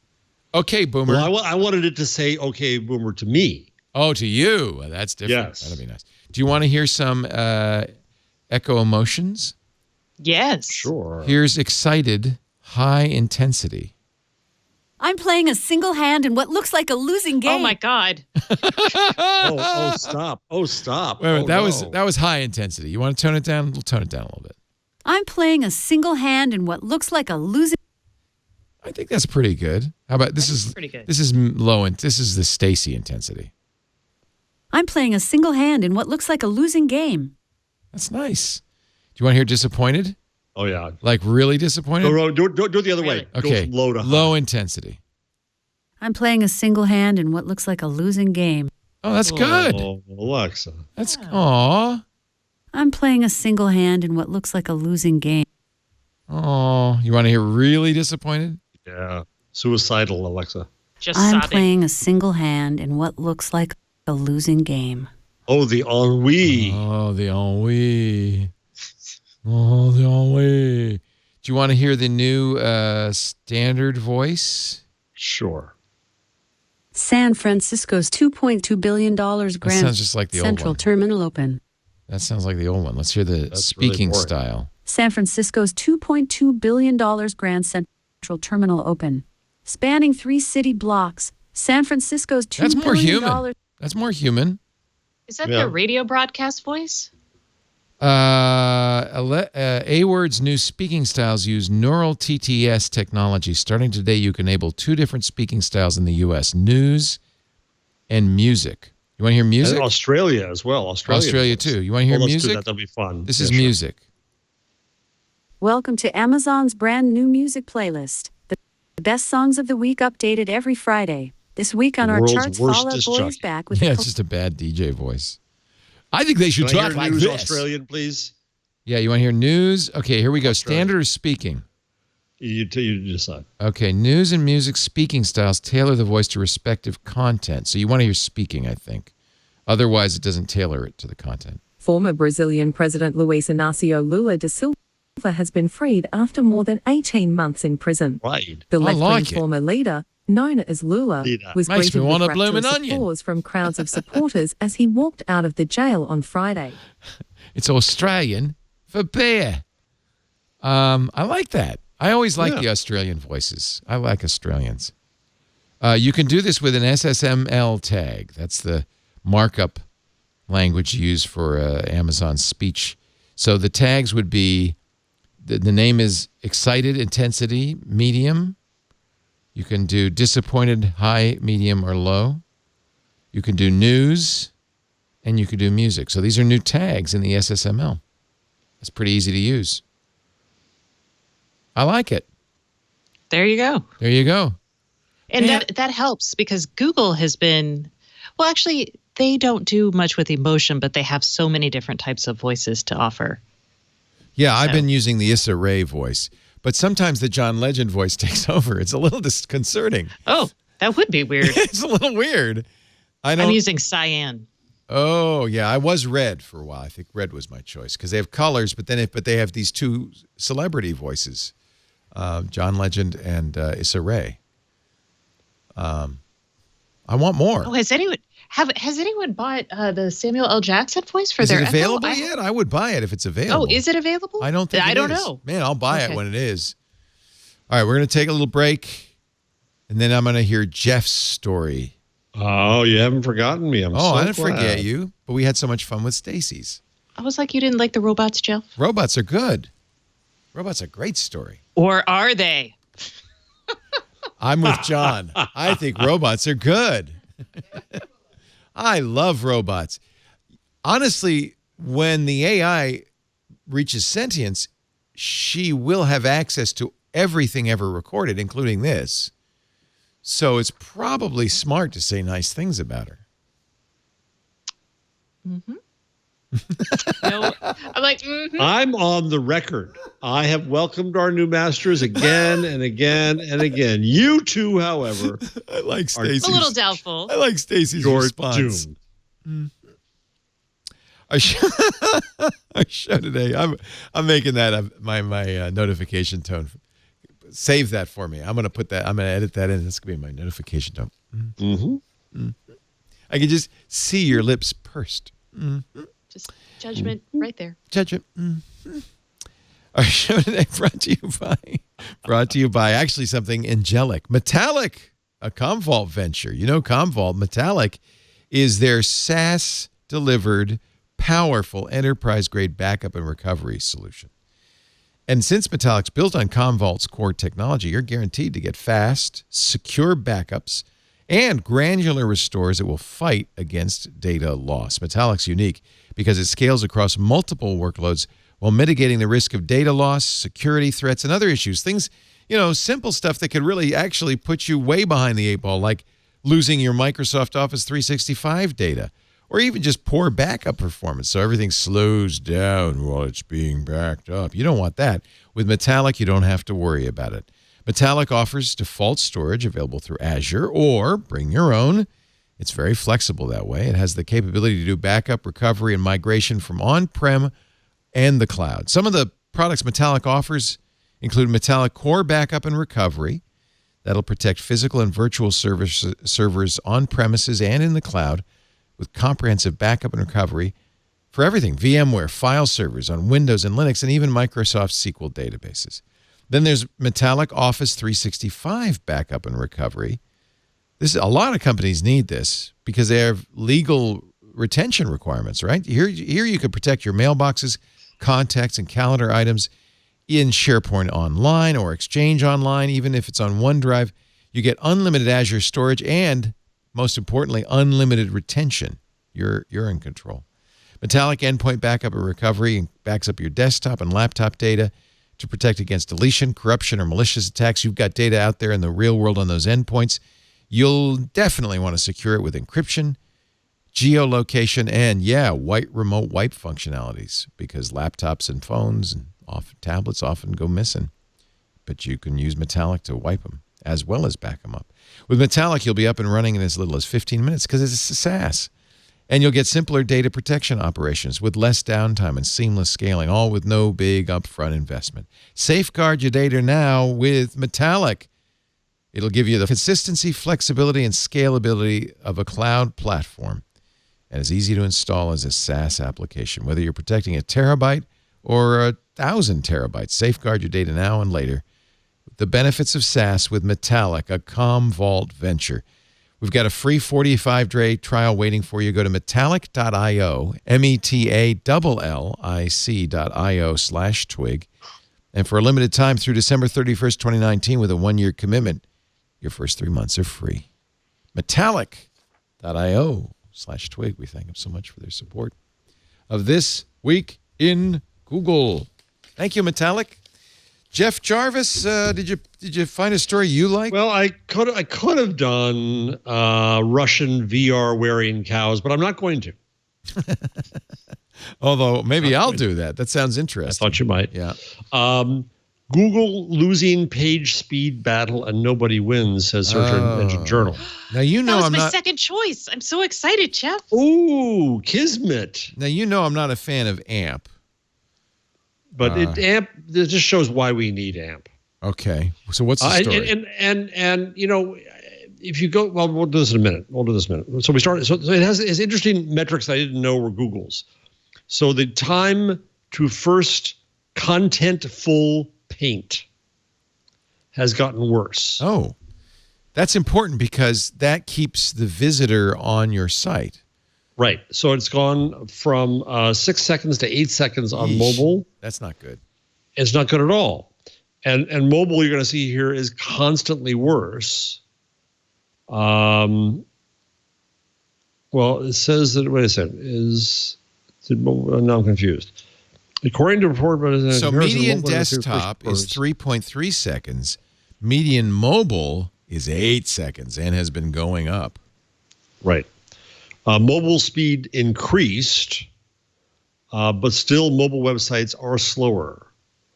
I assume that's because they're making so many API calls back to like both ad tracking, pixels, also pulling in the ads. I mean, I remember when we were trying to work on optimizing GigaOM, which was super slow. Those were some of the things like we had to deal with. Right. So it says, according to Google's developer page, things like render blocking, external style sheets and scripts, and other factors relating to minimizing file sizes can impact. Okay, that's fine.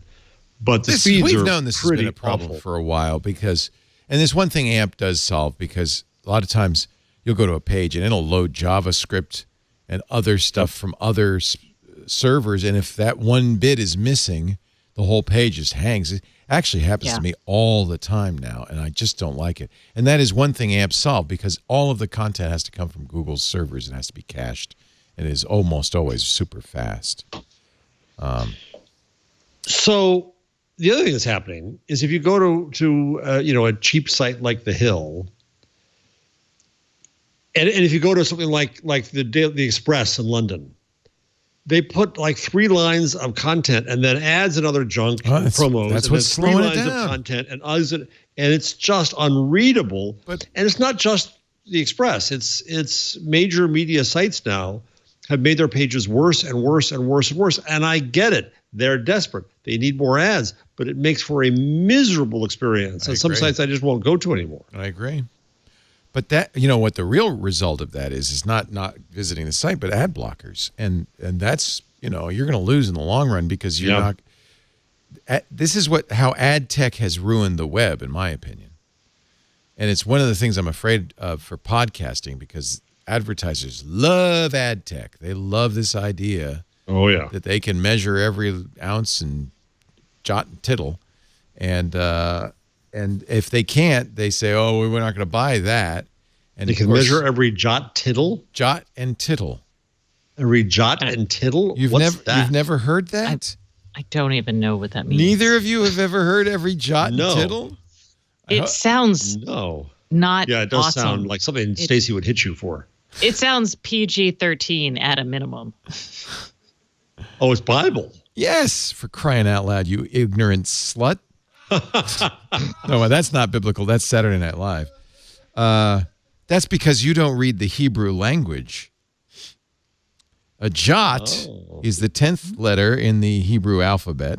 It's also the smallest. A tittle, actually, by the way, the English word iota, which was really a Greek word, but iota comes from jot. Tittle is even smaller than a jot. The tittle is the letter extension. You see, this is a tittle right here. It's just that little serif. It's a little bump. It's like a serif, yeah. Right. So, yeah. You learn something new every few months when you hang around with Leo. Matthew 5:18, Jesus said, "Till heaven and earth pass, one jot or one tittle shall in no wise pass from the law till all be fulfilled." I just want you to remember that. Wow. Okay. All right. Wow. All right. Good. Jot and tittle. Oh, you beat us there, fella. Very well. Yeah. I'm actually stunned that I came up with a phrase that you guys have never heard of. Never. I don't hear a lot of things y'all say, so I'm not going to. You're very. But Jeff is very erudite. You're both very erudite. I think I've finally gone too far. Wow. So can I go to a whole different story, which I think you'll like? We've had our jots and tittles. Yes. We've had our jots and tittles. You might remember the Artiphon, which was a very neat kind of guitar-like instrument. I showed on the show. I didn't show it personally, but we talked about it on the show a couple of years ago. I don't remember. They have a new musical instrument on Kickstarter that I think is killer. Oh, don't show me a Kickstarter because I'll end up spending money. Go ahead. I almost did. What's the name of it? I stared at it and stared at it. It's called the Orba. ORBA? ORBA. And it's pretty wonderful. It's a musical instrument designed for your hands. Let's watch the Orba. What if making music video wasn't just for musicians? Oh, I don't know. Oh, see. What if you could play any sound with a single touch? This is going to bug me because I'm not a musician, but I want to make music. You want to do it. Yeah, I want to do this too. So anything. They make it look so easy. This is the next, scam area. Make music even if you don't know how to play. What if when you needed a break, the thing you reached for? Oh, I want this so bad. Oh my God. So it's like a little hockey puck. Take a moment for yourself. That you just tap and swirl on. Sometimes all you need is to make a little bit of music. It can record loops you add on to. OMG. It's not going to sound that good when I do it. No, but it's a too musical wonderful, isn't instrument it? designed for your hands. It has a minimalist form factor. I want this so feather bad. touch sensitivity, and instant playability. Orba can be as simple as a shaker, or as expansive I couldn't as even do that well. To make the beginner feel like a pro. You could write a new theme song. Oh, look what he's doing.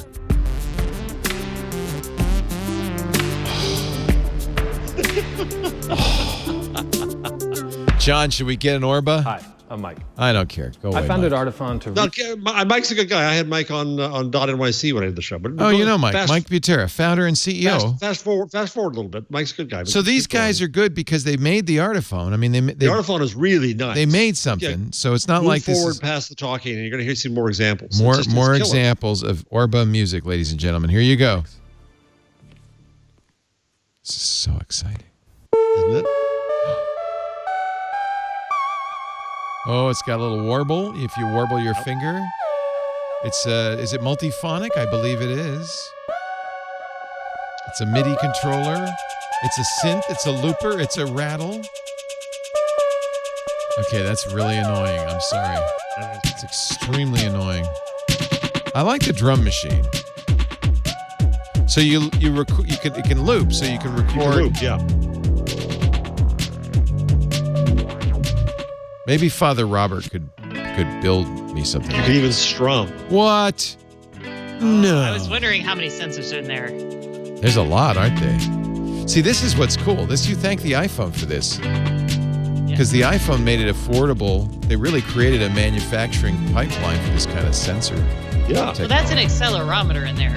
Right. And then there's going to be some sort of... There's finger sensors. Touch? Yeah, because it's probably capacitive. Right? If you scroll down on the page, it goes into all this. I hate this, though, because you look at these sites and it looks, oh, man, I could do that. And then you get exactly. it. I stared at this for an hour. I didn't buy it because I knew what would happen. The box would arrive and I'd say, oh, you idiot. So you can tap, press, vibrato, radiate, slide. It has a lot of sensors, Stacey. Look at it. Bump, move. Well, that could be one sensor with a lot of models that tell it how it's moving. Yeah, really. If you have touch and an accelerometer, probably you can... Might need more gyros. You'd probably want a gyro in there too. So the next video, you can play Johnny Be Good, I think. Oh, let's hear right there. Johnny Be Good.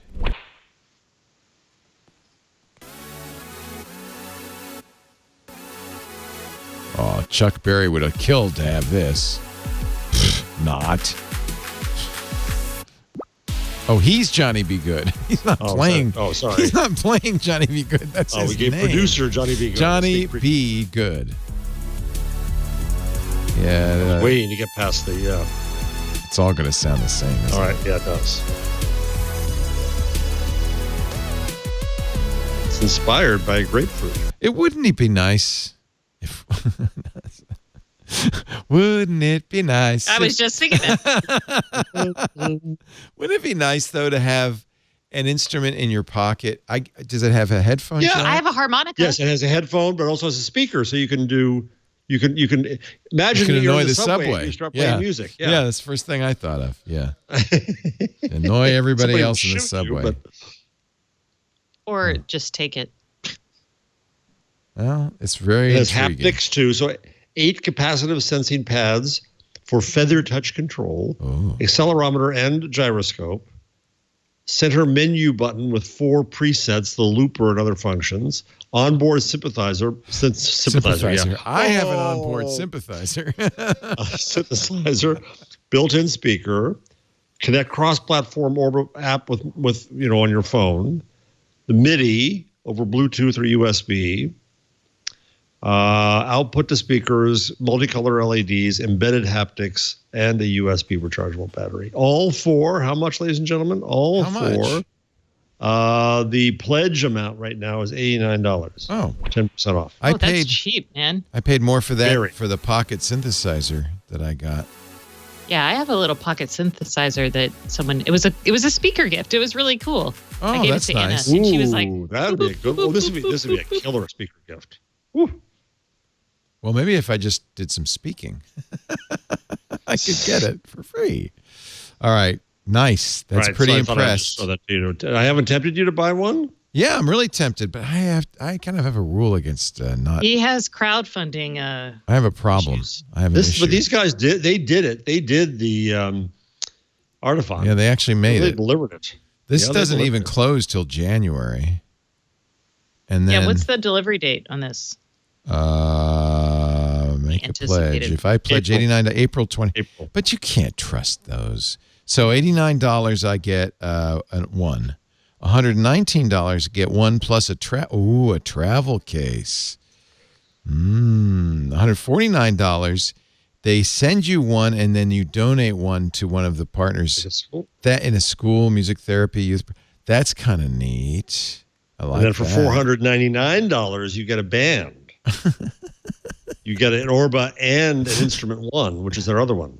So tell me about the Instrument One. I don't remember that. You saw this. Let's look this. Yeah. So look up Artiphon. Yeah. Instrument One. Artiphon Instrument One. We talked about this in the show a long time ago. Yeah. I had it'll come back to me. Artiphon.com. Oh, it looks like. Oh no, it's the same. It looks kind of like a guitar. Yeah. I remember this. Yeah. Remember that? Yeah. See, it's pretty cool. I can't. It gives me hope. I don't want to have hope. It's technology for the good. It gives me hope that I might be able to play an instrument. I've always wanted I know to it's play an awful, isn't it? I cannot. It turns out you can play the harmonica. Everyone can. I can play the harmonica. No, I can't. I can play. I can bend notes. I can play. I can make a chug. Stacey, do you play an instrument? I play the harmonica. Oh, fuck. I play the harmonica and the mouth harp. Jammer B, do you play? I play the radio. Is there a musician in the shop? Is there someone there? Oh God, yes. Jeff is like an incredible musician. Oh my God, he's a drummer and he's recording artist. He's been in bands. He's played with everybody. We have for Jeff. We have some very talented musicians actually, and not Jason Howell. He has his own kind of. It's not. I didn't know that. Oh yeah, Yellow Gold. He's got a couple of albums. We have a lot of talent. Oh yeah, we have some very talented musicians here. How did I not know that? There's a lot of geeks or musicians. Of course, that's exactly right. Yeah. All right, so that was I thought I'd enjoy. I was trying to tempt. No, you've tempted me. Are we going to get considered a success if you order while we're talking? You're bad man. You are a very bad man. Here's one more fun one. The AirPod Punk. What's the ear? So now I avoided buying AirPods. This, our Black Friday wish list? What's happening? This is Black Friday shopping day. What is the AirPod Punk? I made life-size AirPod stickers and stuck them on the ground. Oh yeah. So mean. So mean. So this is not it. This is the wrong article. But yes, we talked about this on iOS Today on Tuesday. You did. You put the stickers on the ground. Right. It's the old trick where you put the wallet with a string on it and you wait till somebody bends down and you yank it away. That goes back to the Little Rascals in the 1930s.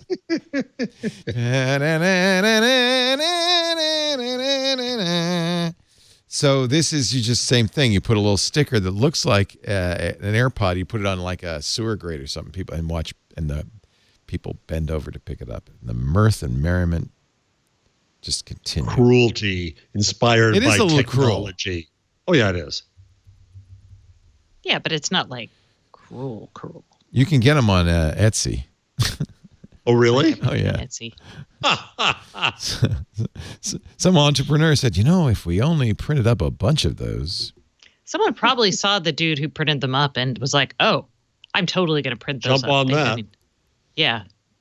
So they look like they really look real. Yeah. And he just puts them all over the place and just watch the fun. And he stands back and videos people. Yeah. Yeah. When you go to Etsy, Do you see yours in Canadian dollars? I don't understand why Etsy thinks I'm in Canada. Etsy thinks I'm Canadian. Do you get a lot of flannel? No, I was actually on Etsy the other day, and I was like, I'm not on the Canadian version of the site. I see U.S. I think I see U.S. Do you see U.S. dollars? Yeah, I bet you there's a place to change that. Why does it think I'm in Canada? I'm not even signed in. That's really close. Maybe this is. Remember we were talking about IP geolocation? Yeah, that's what I'm like. I think your IP address might be. You need to wash your IP address. There we go. You need some bleach bits Does for it your IP say address. Canadian, or does it just seem the prices are high? No, there's CA $. Oh, how funny! I'm sure there's some setting somewhere. I'm baffled by it. I was going to ask y'all because basically Seattle is Canada as far as you're concerned. Yeah, it ought to be. Seattle wants to be Canada. Yeah. How do you like it now? You've been there a few months now. You liking it? I love it. You like the weather? Yes. I mean, it's cold, but I like seasons. Yeah. It's not hot in the way that Austin could be. Good. No, the family's happy? I think my daughter could be she's probably not keen, but right. We're getting there. She's at an age where she's going to hate anything anyway soon. Yeah. I'm trying to go to Etsy with the new incognito thing just to see. Been to any of the Amazon Go stores? Or they have them in Seattle, I think. Yes, I bought a sandwich there the other day. Their chicken banh mi sandwiches are delicious. And so tell me about the experience. You walk in, you take something, and you just walk out? Yeah, so your first time you go in and you download the Amazon Go app, and it's going to show. So it's a separate app. Yeah, it's a separate app. Unlike Whole Foods. Unlike Whole Foods. So you scan your phone. You have there it is, and there's the scan code. And you scan that when you enter, and then there's these little security doors, and they go, and you walk through. And then from then on, anything you pick up and take out with you, it's going to register. So I went and got a sandwich, and then when you walk out, you don't do anything. It doesn't scan it. It doesn't need to because it's got cameras everywhere. And then you get a notification with your receipt and with your checkout, your total time. Pretty awesome. I feel bad for the checkout clerks who've lost jobs now and baggers and all that. But in the Seattle ones, there's also parts that sell alcohol, but you have to show an ID before. Oh, and there's still stock clerks and stuff. I mean, there's some people employed there. Obviously, you can't just. Yeah, but this is totally going to kill jobs. My first job was a checkout person. So you understand. It was a crappy job. So here's the good news. In Seattle, they're planning to open a really big Amazon Go store, 10,400 square feet. Eventually, they want to go as big as a regular supermarket, about 30,000 square feet. So right now, they're just little stores. They're like 7-Eleven kind of size, right? It's about that size. But they have a lot of stuff. Like the last time I was in there, I bought, what did I buy? A Tide to Go stick because I spilled something on myself and a coffee. So one thing retail analysts are concerned about, according to The Verge, is it's expensive, believe it or not. They wonder whether it's a good fit for the low-margin world of convenience stores. But it's got to be, in the long run, cheaper than having clerks, or maybe not. I don't know. Well, certainly, if you think about putting it in a neighborhood bodega, for example, although someone still has to make your sandwich, so I don't know how that's going to work. But it would help, presumably, with loss prevention. You could have people not being there during, the deepest, darkest night when it's potentially more dangerous. But then kids will just go there to smoke pot. Oh, that's interesting. The idea that you would go inside and smoke pot. Get off my lawn and my 7-Eleven, you kids. They'll go in there, they'll smoke pot, and then they'll get hungry, and they'll eat the whole place. They'll just be gone all morning. Sell pot soon. You can't get in unless you scan, so they know who you are when you go in. There's cameras everywhere. In fact, that's another thing The Verge says is a potential problem. They have to have high ceilings so they can put the camera arrays in. Could you see the cameras? There are visible cameras, but I think there are also cameras above the stuff that you can't see. So I could see cameras, but I could not see all the cameras. There's more than you know. Yeah. The other thing is I didn't pick my nose when I was in that store. Yeah. Your smile. What is not clear, Amazon has also said it wants to open a completely new grocery chain, not Whole Foods, all over the country. I wonder if that will be Go-enabled. It could be. I mean, they get a lot of interesting data. So imagine, I mean, like, one, you'll have better control of your inventory. Because, like, I know I go into my grocery store all the time and, like, a shelf is empty and I'll be like, hey, do you have any of this? And they're like, oh, yeah, we've got that in the back, right? So that's a chance to make money. But then there's also things like I pick things up, I look at the ingredients and then I put it back. That's data they could sell back to Procter & Gamble or Campbell's. So, hey, people pick this up all the time. They look at it and they're like, oh, never mind. So something's wrong Stacey, here. that's really important. Yeah, it's just what one individual shopper gets and doesn't get going around. Yeah, that's right. It's just fascinating that it's really a sea change in commerce. That a guy like Jeff Bezos comes along and says, this data has a lot of value, and there's ways to do this that are very different than the way we're doing it today. Go ahead. I'm sorry. And it's not just Jeff Bezos. I went into Microsoft has a partnership with Kroger, and Kroger has its own data, like a little company in its operations doing data and video analytics and changing the retail experience. But there, if you have your phone on, you could walk into these stores. Does Kroger own Safeway? No, Safeway is its own one. I think it's Kroger. I think Kroger owns Safeway, or Safeway owns Kroger, but I don't know. You walk into a local Kroger store with the app open on your phone, it will actually vibrate or tell you where stuff is on your list if you've created a list inside the app. So you get a lot of interesting things like wayfinding that helps people. You have a sense of anticipation. Like if people, like ahead of Thanksgiving, let's say people are making lists.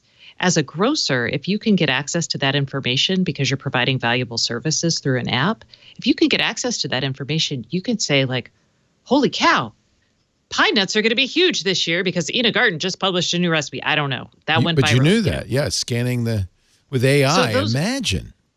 There's some really interesting, I mean, we're not there yet, but it's pretty cool. And I can shop in the Bellevue, I think it's the Bellevue Kroger, and I can experience that right now.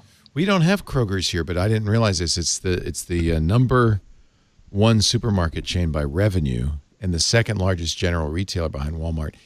I was confused because they are not part of Safeway, but there was a rumor back in 1929 that they were going to merge, and that's what confused me. But back in right after the fall. Right after the stock market crash of 1929, there was that rumor, but that never happened, so I apologize for that. They are, in fact, separate. I've never been. Well, computers don't only put store clerks out of business. I just saw a news story here that the master player of Go has decided to retire because AI cannot be defeated. Yeah, no kidding. It hurt chess. Go masters. So they're going through the same wave of, the stages of grief that the chess community went through way back when Deep Blue beat Kasparov. For a while, there was this whole thing in chess. What's the point? What's the point? And eventually what happened is actually very interesting. First of all, people said, well, it's still fun to play. It's still fun to play humans, even if a machine can beat me. And incidentally, chess training by computer became the big thing. You can't become a world champion at chess unless you use computers heavily now for your training. So it's almost a symbiosis between players and technology. I bet you the same thing happens in Go, that there'll be this wave of, what's the point? I can't go on. And then they go, but it's still a fun game. And they'll start playing again. And they'll realize, no, it doesn't change anything that a computer can do it better. Why does it change anything? Yeah.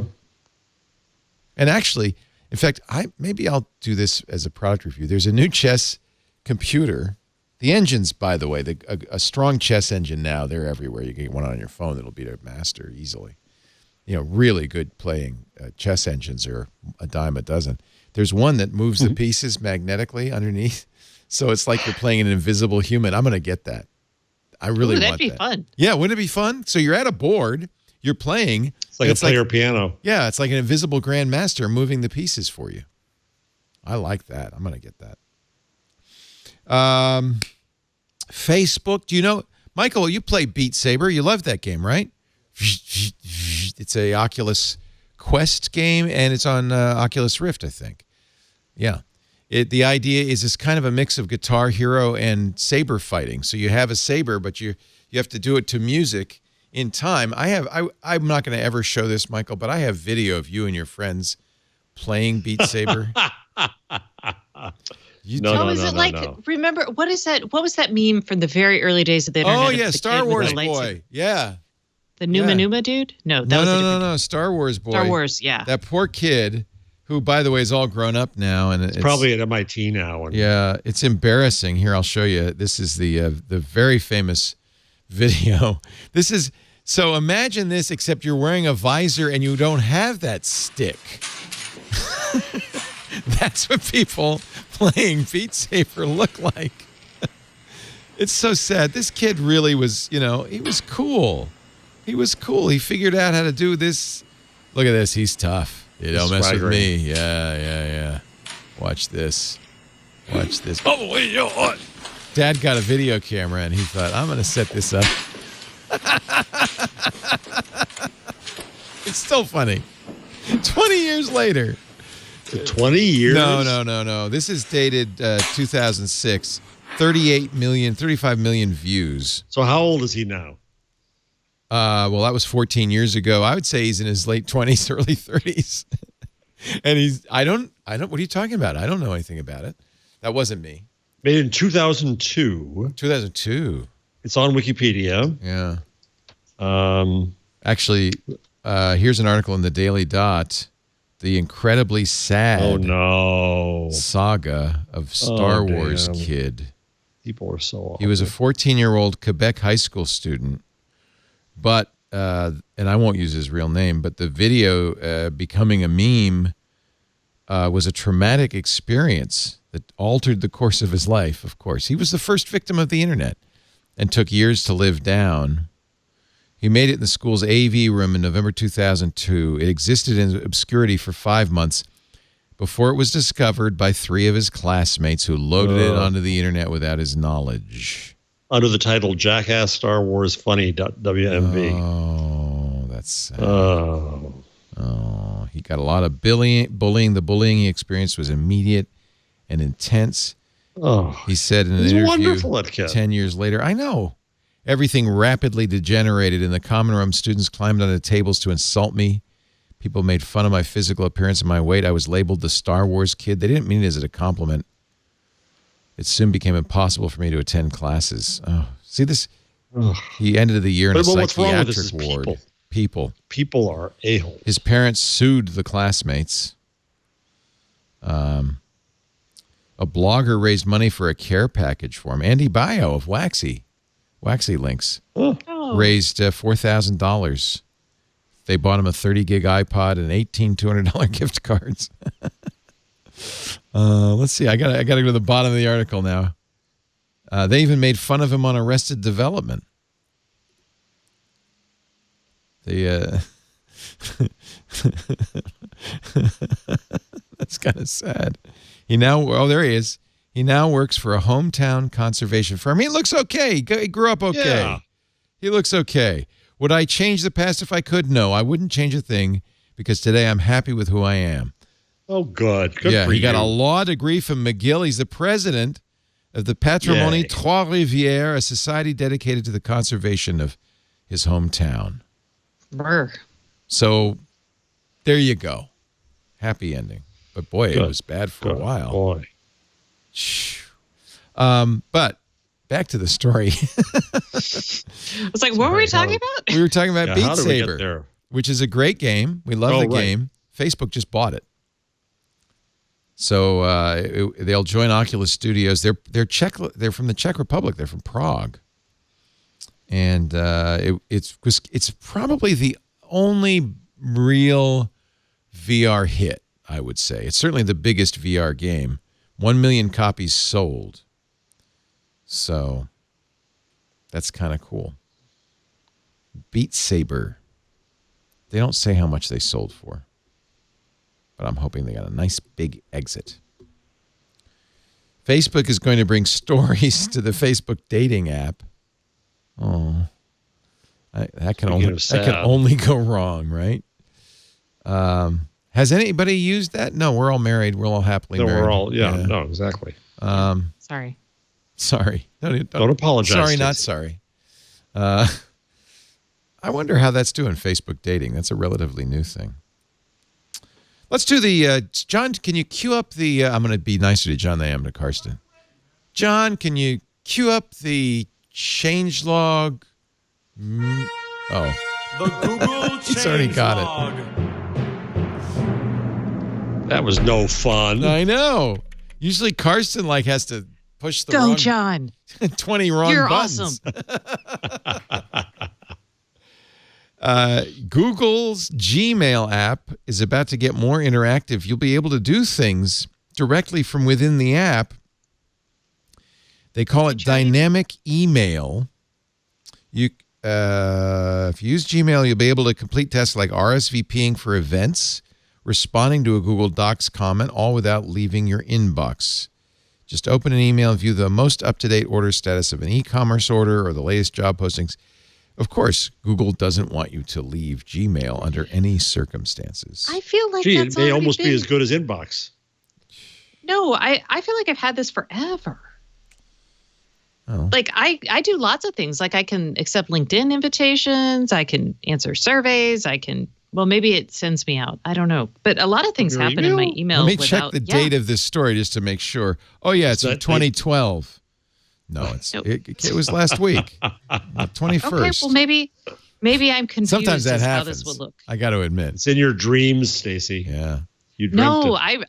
I love it and I hate it. You know how, Jeff, we were complaining how sometimes when we search in the search bar in Google Assistant, we can't get back to web pages. The same thing actually happens when I end up on the web from Gmail. And because when I go back, it sends me back to email. And then Jeff, you didn't like Inbox. Did you? No, I did. No, I came to love it. Oh, because at first you hated it. At first, I couldn't get my head around it. So, what do Stacey, you miss? back to your point. Oh, go. I'm sorry. No, just real quick. So I was on my phone in Starbucks today, and I'm going through Instagram because there's a lady there playing a video on the speaker on Oh, I hate that. Pisses me off. So I had to calm down, and I was thinking about going to TikTok and turning that up, just to be mean, but I didn't do that. I zen. You could gauge their political affiliation and pick a loud speech by whomever they would be most likely to dislike. I glared at her. It didn't matter. Anyway, so I was searching for Zen, so I went to Instagram, and I saw this nice jacket that was on sale. I thought, ooh, and I was going to shop. So I click on the shop now button. I look at a couple of things, then my order is up. Right, so I leave, and then I get home and I saw that thing. I'm going to go back to that, and then it wouldn't load. And I go through tons of Instagrams. Well, it's always going to show me the same ad 20 times, right? I hate that. Can't find the ad. Can't find the ad. And then I thought, let me just try this. Can I find ads that I've seen on Instagram? Sure enough, you go to your settings, you go to your profile, and then your settings, then you go to ads and ad activity, and it will show you what ads you have interacted with. So I can go back to it. I ordered the jacket. Wait a minute. Where did you do the search? On Google? Wait, you bought a jacket off on Instagram? Instagram. Yeah, I did. What are you, 20? No. See, this is the beauty of it. You get ads for 20-year-olds. He gets ads for 60-year-olds. Old farts trying to act 20. Yeah. Yeah. No, I'm like You want? Okay, let's see if you could. Let's see if you approve. The only ads I see are like Glossier. I can't let this go, but you've now put on some very hip glasses. Oh, these are my vinyl glasses. These are my old record label glasses. Those are awesome, and they go very well with the hair. Yes, I love these glasses. Why? And All right, Stacey, everyone let's see is if you custom approve. made. Why? All right, let's see your jacket. Go to Jojo Luster. Oh, that's a bad start. Yeah. Stacey gave me the eye roll. That's a bad start.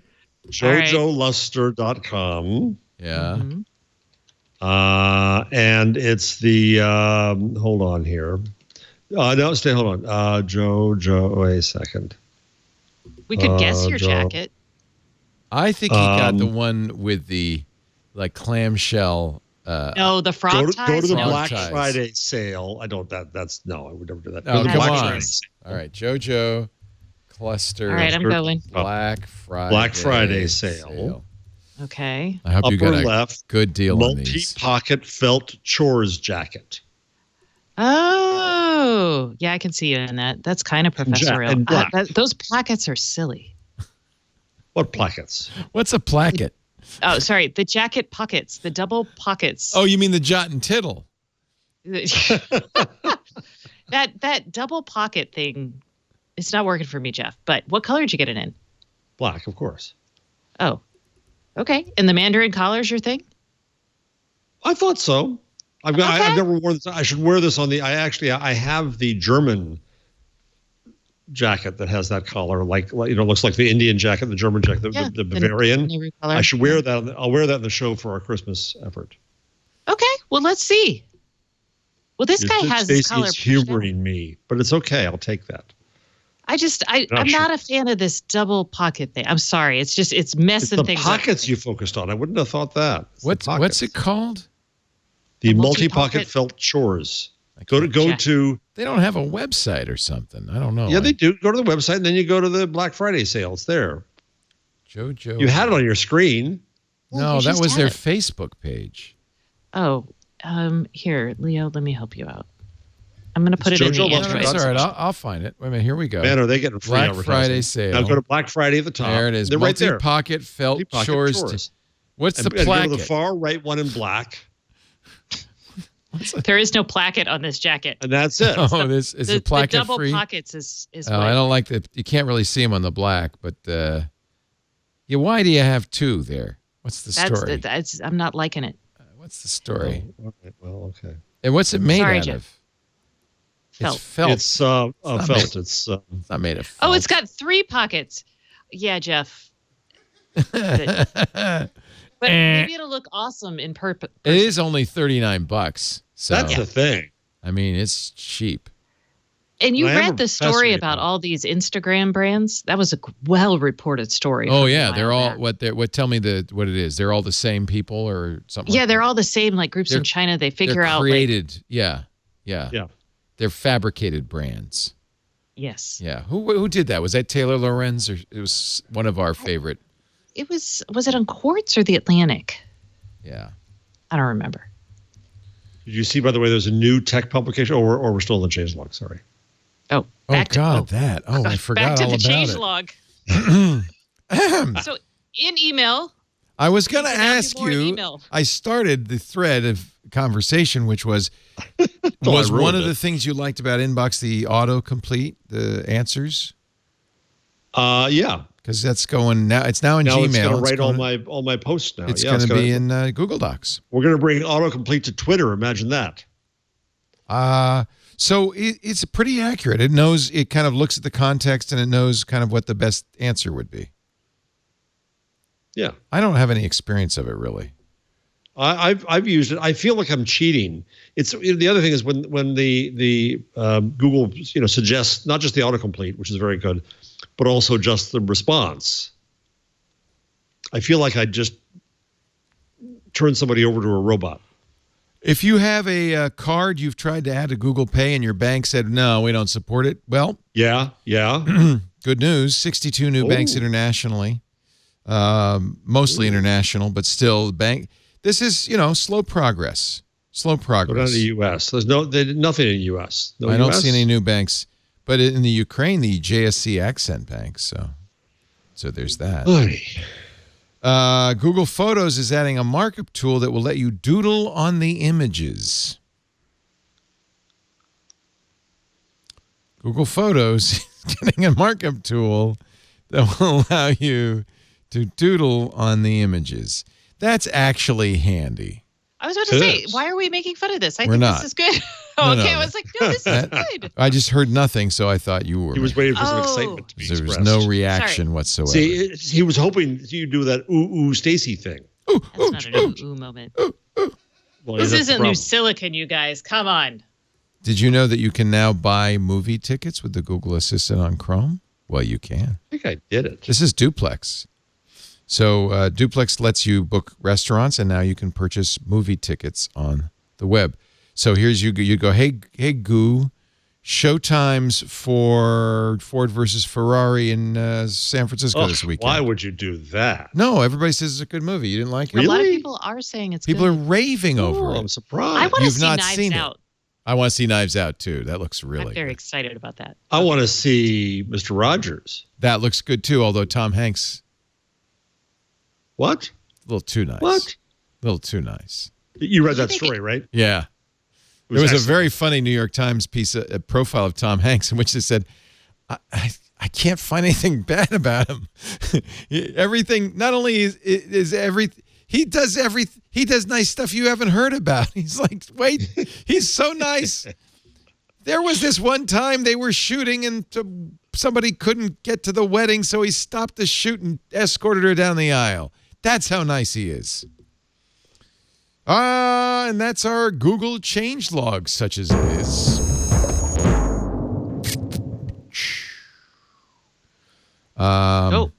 We went to black. Fade to black. That's how it's supposed to be. It never gets done right.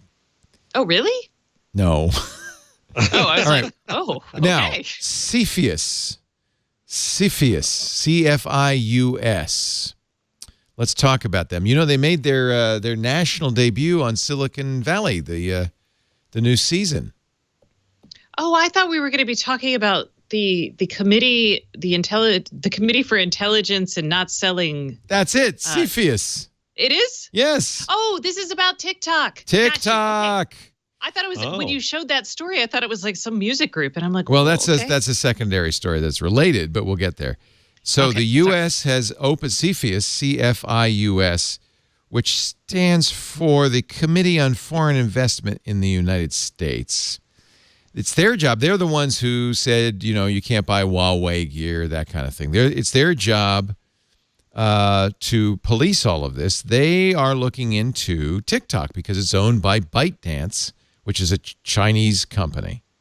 They bought Musical.ly, which was a U.S. social media app, for $1 billion. Cepheus is now reviewing that purchase. And I think, did they not? This might be an old story because I thought I read today, I believe I did, that Cepheus has decided that TikTok, ByteDance cannot get access to TikTok data. I feel like yes. But I'm looking and I don't see that story now, but I thought I read that today. So of course the CEO of TikTok has said, the Chinese don't tell us what to do. We're fine. Yeah. They don't have a problem. We're not collecting facial recognition data on all of your children. Except for that one woman who posted something implying that Chinese were somehow imprisoning Uyghur Muslims in Xinjiang and got banned from TikTok immediately. I think, honestly, you know what? I can't find it now, but I think I read that TikTok is now going to have to make sure that no data goes to China. And that was a Cepheus ruling, but I can't find it. So maybe I might have dreamed it. It's the kind of thing I dream of. It doesn't. These are older stories. I don't see the story I thought I was going to report on, which was that they're facing scrutiny. And rightly so. I mean, do you let your daughter use TikTok? She doesn't want to, but if she did, I probably wouldn't mind. Yeah. I mean, it's mostly silliness and fun. Yeah. I mean, I don't let her upload videos, but she doesn't want to upload videos because she wants to be a spy, so she doesn't want images of her on the internet. Right now, ByteDance is telling Cepheus that TikTok data is stored securely in the United States and will not be compromised by Chinese authorities. Somebody's watching TikTok. Oh, dear. We've lost Jeff. He's gone down the TikTok hole. I love TikTok. A dog and a girl are dancing. You sound like my grandpa. Oh, here comes Will Smith. A dog and a girl are dancing. So this is the story I was going to talk about. A 17-year-old posted to TikTok about China's detention camps. She's a U.S. citizen, I think. And she was locked out of her account almost immediately. So, but the Chinese didn't do that. I mean, it's possible that the U.S. people did that because they knew their Chinese overlords. That's the problem, right? I'm like, does that make it okay? No. Eric Hahn, the head of the company's U.S. Trust and Safety team, says TikTok does not moderate content due to political sensitivities and did not do so in this case. He said a previous account of hers had been banned because she posted a video referencing Osama bin Laden. Okay. And that she's using the same phone number. She can use the account on other devices. We'll see. We'll see. She's apparently very popular. I did not know this. I'm not a... Feroza Aziz. So at Google Newsgeist, where I was last week, somebody, it's Chatham House rules, so I guess I shouldn't say who, but did a really good rundown of TikTok. I put a session up saying, what's TikTok? Just I don't know anything about it. This guy had a whole rundown of demos from it. They showed one where somebody did something stupid with stupid hair, and he was doing it very serious. And then you can add on to the TikTok, right? So then to the left of it is a guy who's holding a mop, and the handle goes right straight through as if the mop is the guy's hair, okay? Mm-hmm. And then somebody else makes one with an extension of the handle, and it goes on and on and on for like 40 of these. People are adding on and creating in some pretty hilarious ways. Students are making history TikToks. It's all kinds of stuff. It's like Vine. It's a creative medium. In fact, if it weren't a Chinese company, I think everybody would say this is great. But Musical.ly was awesome when it was Musical.ly, but it's only the Chinese company part. Yeah. Apparently anything. Wow, a guy is jumping up and down off a mat onto another store. Okay, excuse me, I got to watch this. Did you not? Have you not been on TikTok until now, Jeff? Not. Apparently, he just some, but just not. I just kind of forget about it, and then. Oh. I'm like, what is happening here, Jeff?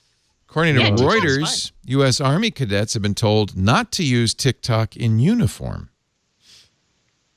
Don't know what that really... I guess they don't Here's a Bugatti made out of Lego. Okay, fine. Okay. We've lost Jeff. Okay. Next story. He's in the TikTok hole. It's gone. I'm going to beg you guys to end this soon because... Yeah, we're going to wrap it up. But first, I want to mention this woman named Stacey Higginbotham, whose story about Mozilla's holiday device list. Oh, hey, I wrote that. Oh, you! Tell us. But I forgot to publish it on Monday, so I had to do it today. So this is a list of connected consumer devices that have bad security practices. So I think this is a good idea. Do you think the list is reliable? So what I wrote in that story is actually that this is a wonderful sign that our debate about secure IoT devices is maturing. Good. Because last year and the year prior, Mozilla was like, they had a very binary, this is good, this is bad. Right. This year, they talk about, they have a much more nuanced thing, and they also applied their security, good security practices to it. So every device is evaluated based on, does it have some basic security things associated with it, like over-the-air updates, forcing new passwords, et cetera. And then the other part is telling people it has a microphone, it has this. Right. And it talks about the company's security practices and then gives you so their spectrum now is not good or bad. It's not at all creepy and they got a little emoji, and I'll show you. Yeah. It says, be smart, shop safe. See the little emoji? So these devices are not creepy, but as I scroll down, they get this emoji. The smile starts to it's a little creepy. The smile starts to disappear, and then it goes, these are really creepy. But now is some of this, just because, Google makes that one, so it's like the Chromecast. That's got to be creepy. It's not because Google does it. It's because it has, a microphone or something in it that can be used. So if you click the Ring Video Doorbell is actually a good one to click through. It's super creepy, according to them. And what's good is instead of just looking at the emoji, read this, because then you can see what you don't like about it. It does have security updates. It has strong password. It's unknown whether it manages vulnerabilities. It has a privacy policy. And then go down past this. Keep going, keep scrolling, keep going. Yeah. This Can It Snoop on Me is really what I think is excellent. is it tells you what it has, and then it talks about how it handles your data. So this is allowing people to have a really nuanced view of how they want to handle things, and it gives them information that companies don't even always give them. Right. And I think this is going to provide a forcing function for companies. As more people ask these questions, they're going to have to start coming up with answers. And I imagine, wish they didn't use the creepy, not creepy. Yeah, I've always that's a little bit of a value judgment. I've always said that the key is you should know you should get these details. That's great, and then you make the decision whether you think, this is something I can live with or not. Well, you could do that in the voting and seeing results. Yeah. No, I know. And like this, what could happen if something went wrong? That's stuff that I think tech companies should be doing on their own. Oh, so this creepy, not creepy comes from these votes? I don't think it does. Oh, okay. But you can vote and see the results, and you'll see how people feel about it. Yeah. So you can argue with Mozilla by saying, I don't think this is creepy at all. Right. I wish they didn't make the value judgment, but I do think it's great to get this information. And so use it's foundation.mozilla.org, and it's their privacy not included guide, 70 connected products. And I think a value judgment isn't terrible. That's just me. I think I feel like it's fine to make a value judgment as long as you can back it up. And I think they did a good job this year of backing it up. Yeah, but I mean, if some of it is like, well, it's an Apple Watch, so that's not creepy, but it's Google Home, they don't so actually say that at all. If you notice, they talk about why they think Apple. I mean, they explain why they didn't judge it as creepy. Yeah. I'm sorry. Would you like to just hate it? You just hate it, Leo. Well, I don't like the creepy, not creepy. I think just the information, please, because that's a value judgment. But anyway, it is good that they did this. People come to the internet for value judgments. When I report, straight up facts and news, it's not as popular with people when I explain what it means and why it matters. Yeah, no, I know. Creepy is such a value judgment. Is it because someone called you creepy when you were younger? Yeah. It's right after that Star Wars panic. Video. Yeah, it's the moral panic thing. In this case, I agree with you, Jeff. Let's see what else here. Russian dairy farmers are trying VR goggles on their cows. I think the Russians punked us with this one. I don't think this is true. I don't think so either. But CNN does. They did put a camera on a beluga whale, so who knows? According to the Ministry of Agriculture, they're just trying to make the cows happier. Okay, I'm gonna call that one creepy. They're all agree with you. That's creepy. And the results are in on the Uber fatality in Arizona. Brad Templeton has a good piece in Forbes. Brad is a totally great guy on autonomous vehicles. The National Transportation Safety Board said the problem really was the vehicle's human operator, the safety operator who was watching a video, but also that the automatic driving system had not been programmed to watch out for pedestrians outside of crosswalks. Yeah, that's kind of a little bit of, oops. Primary blame, though, on the safety drivers' inattention. Contributory causes were Uber's lack of safety culture, poor monitoring of safety drivers, and lack of countermeasures for automation complacency. Oh, you don't want that. They put tertiary blame on the pedestrians' impaired crossing of the road and the lack of good regulations at the Arizona and federal levels. She had a methadone and a marijuana in her bloodstream, and she was probably intoxicated and crossed in the middle. But the problem, of course, is that the crosswalks in that area are so far apart that I bet people cross in the middle all the time. I don't blame the drunk person when I hit them when they're jaywalking, even though they are drunk and jaywalking. They shouldn't be in.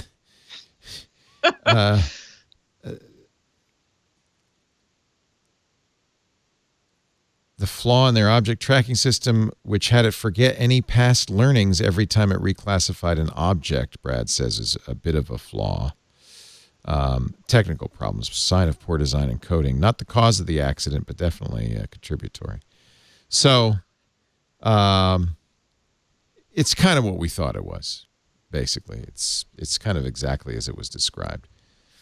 Let's take a break, and then would you like to get some picks and numbers and things like that? Yep. Okay.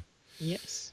We should mention Triangulation is off this week. We do have a new show I think we'll put up on the feed, but we won't be recording anything because it's the day after Thanksgiving. We've all got to go shopping on Black Friday. Do you shop on Black Friday, Jeff? No. Do I look like a fool? Stacey, do you shop on Black Friday? Of course I do, if there's a deal. But I don't actually go in person anywhere. No, who Jeff, does? why do you just say, Jeff? He's like, do I look like a fool? I assume that's because he's leaving his house.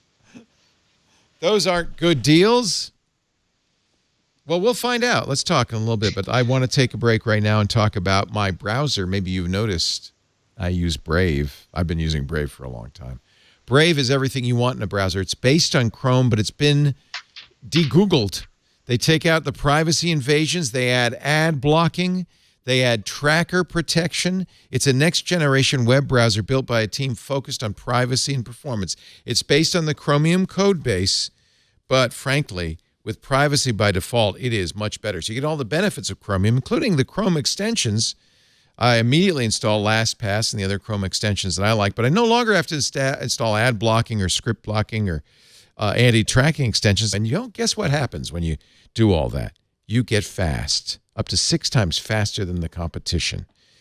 Brave is not like any other browser. It gives you unmatched speed, online privacy that blocks trackers, a better user experience, and none of this costs you anything. In fact, you don't even have to get rid of your old browser. Just all I do is invite you to go to brave.com/twit and download Brave. And the best thing to do with Brave is to go through the settings, because you'll see all the things Brave will do for you. And that's really so nice. You can turn off trackers. You can, if you don't want notifications, you can turn those off. You don't want Flash, you can turn that off. You have absolute control. Brave is available on Mac, Windows, Linux, Android, and iOS, and I put it on everything. I even use it on iOS. You can't make it your default browser on iOS, but that's the browser I use whenever I open a browser. It feels just like Chrome. It looks just like Chrome. It's just, it doesn't have all that other stuff. You can import all your bookmarks with one click. And they do something else that I really like. I have mixed feelings about ad blocking. On the one hand, it speeds up your browsing considerably. That's a lot of data you're not downloading. It reduces your data consumption on mobile, which makes a big difference. It eliminates the security hazards, too, of a lot of advertising. But it also eliminates revenue for some of our favorite sites. And, I like ad-supported content. That's what we do.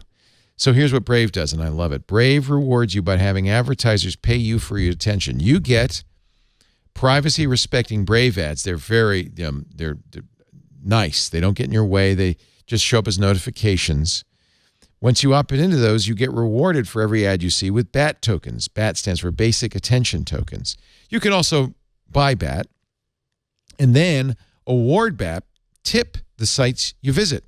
So this way you get to support content creators, continue to access premium content, give publishers their fair share of web revenue, but improve your privacy, improve your speed. I love it. Brave is exactly what I've been looking for.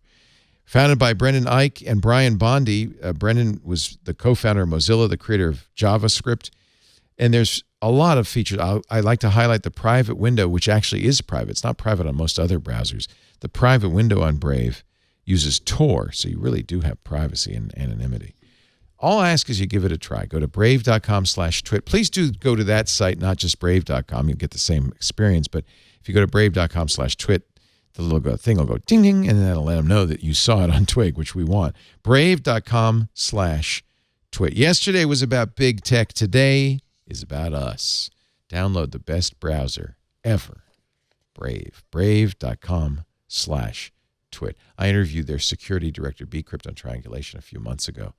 I had already been using Brave for a long time, but she was very impressive and really kind of confirmed my thoughts. This is the browser you want. Stacey, your thing of the week. Got super excited, you guys. I have Philips Hue light bulbs all around my house. Yes. And so I purchased the Smart Button. Oh. This is a magnetic button. Yeah. It sticks to Your things microphone? like this. Okay. My microphone, or anything else you would like. And behind me, short press. It's a light switch. It acts as my light. It controls my light bulbs. So long press. I don't know if I said I this actually need this. You do, and it's only $19.99. Oh, nice. So you get a bunch of different pressing options. It's very nice. You can see the size. It's good size. Looks like half a marshmallow. And it's well designed. So Philips also makes a dimmer switch that I have hated for years because it's ugly. It is hideously ugly. This is very aesthetically pleasing. You can toss it. My husband's now like, we need one for the wall. He's like, can we also set one up for my bedside table and one up for your bedside table? And I was like, okay. So it has a wall. War with them. Yeah. It has a wall mount. And will it work as a dimmer if I twist it on the wall mount? It does not. So that is a disappointment. Oh. But it's only $20. So I will say to you, and Hugh is also at some point in time that I did not notice. My long press, you won't realize this because it's the time of day it is, but I have set it so it's to the optimal daylight for this time of day. So optimal for my circadian rhythm. So in the morning when I press this, it turns a bluish white light. In the evening when I press it, it turns a dimmer light or I like that. Orangier light. Yeah. And you just have there's a setting that you just toggle, and it's super easy. I no longer have to like worry about anything. And this is kind of the missing piece to Hugh, to be honest with you. It needed this. I have the motion sensor. Of course, you can do this with the phone, but what you need is a simple on-off switch. Yeah, and they did. I mean, that's why they put out the dimmer, but it was so ugly, and it looked like something like you'd 3D print in your basement. And this is very aesthetically pleasing, and it feels nice in the hand. So you still have all the other Hue features. You could talk to your assistant and have it do other stuff. But this is what I need, because often what I do, because I have a motion-sensitive lights, is I'll have to get up and go over to the motion sensor and go like that so all the lights come on. And what I really want is just to be able to press a button. And the problem, of course, is I'm sitting on the couch where there's no light switch nearby. I could put it right next to me and leave it. Exactly. Yeah, that's great. Or you lazy bastards, you can get up and go to the light switch on the wall like real people do. Well, so I will say in my bedroom, there are no light switches. There are no lights in the ceiling.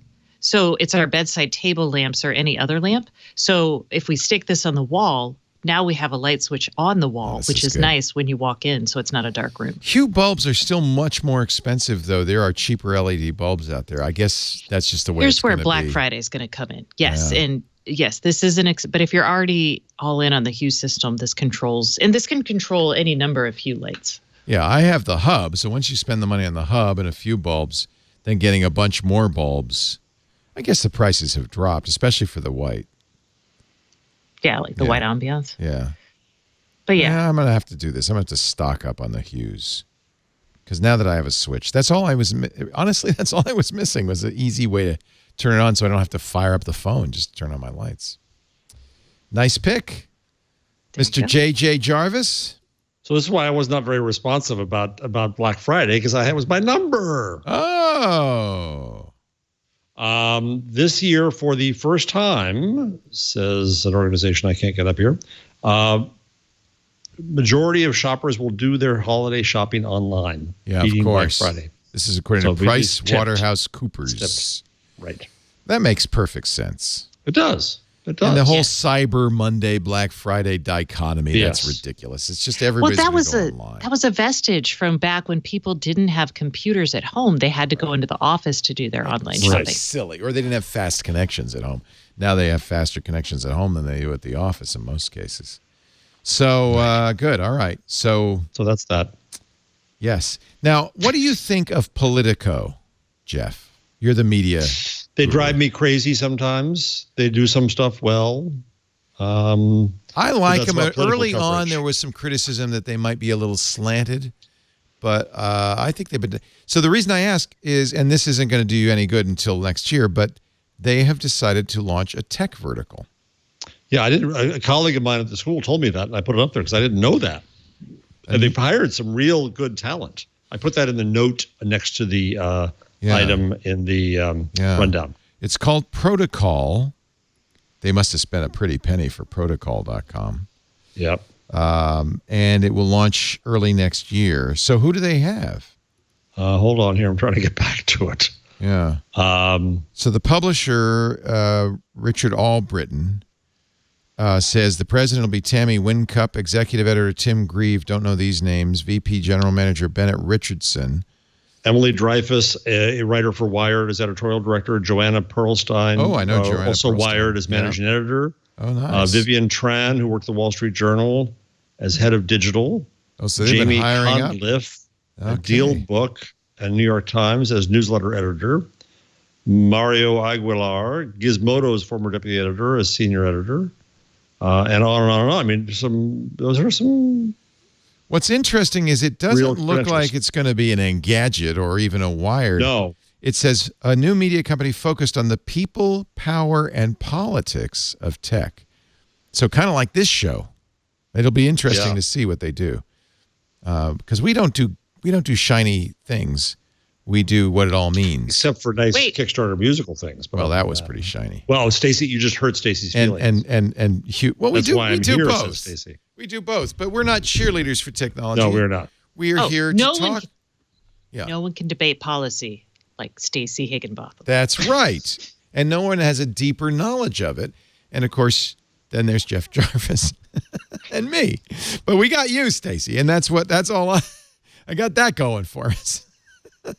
All right, I'm fading on you guys because you know what's happening. This is what? It's Thanksgiving. Oh my time. God, she's starting her Gantt chart on a reporter's notebook. Oh my God. Well, we're still talking, but Stacey I've got Higginbotham. cranberry sauce. Stacey on IoT.com. Subscribe to the newsletter. Follow her and Kevin Toffel. They've got a great podcast. She's Giga Stacey on the Twitter. Who knows what hair she'll wear next week? I love the vinyl glasses. Those are awesome. They're called Vinylize. And each one's different. It's made from different records. It's made from records? Yeah, they're old vinyl records. And then the inside is different, too. These are tortoiseshell, but sometimes they're bright red. Sometimes they're... So cool. So with it. Thank you, Stacey. It's great to see you. Good luck. Likewise. And I'll see you in person next week. So we are doing a very special, I'm very excited about it, a holiday episode of Twit, all women except for me. And I may have to get I don't know. I'm going to have to get a replacement. I'll get a wig at least. Bring a wig, would you, Stacey? So I'm not letting you wear my wigs. So yeah, it's probably for the best. Stacey and Mary Jo Foley and who else? I forgot. Say again? Oh yeah, of course, Lori Gill. So we'll be all in studio. And what we've decided to do, we've hired Anthony Nielsen as our bartender. I told him wear something hot, and he's going to be mixing drinks. I know Stacey likes gin, Lori likes whiskey, and Mary Jo likes beer. So he's going to be mixing drinks for all three of you. We're hoping to get you sloshed. So you're going to bring a bunch of women on the show and get them drunk? When you say it that way, it sounds a little creepy.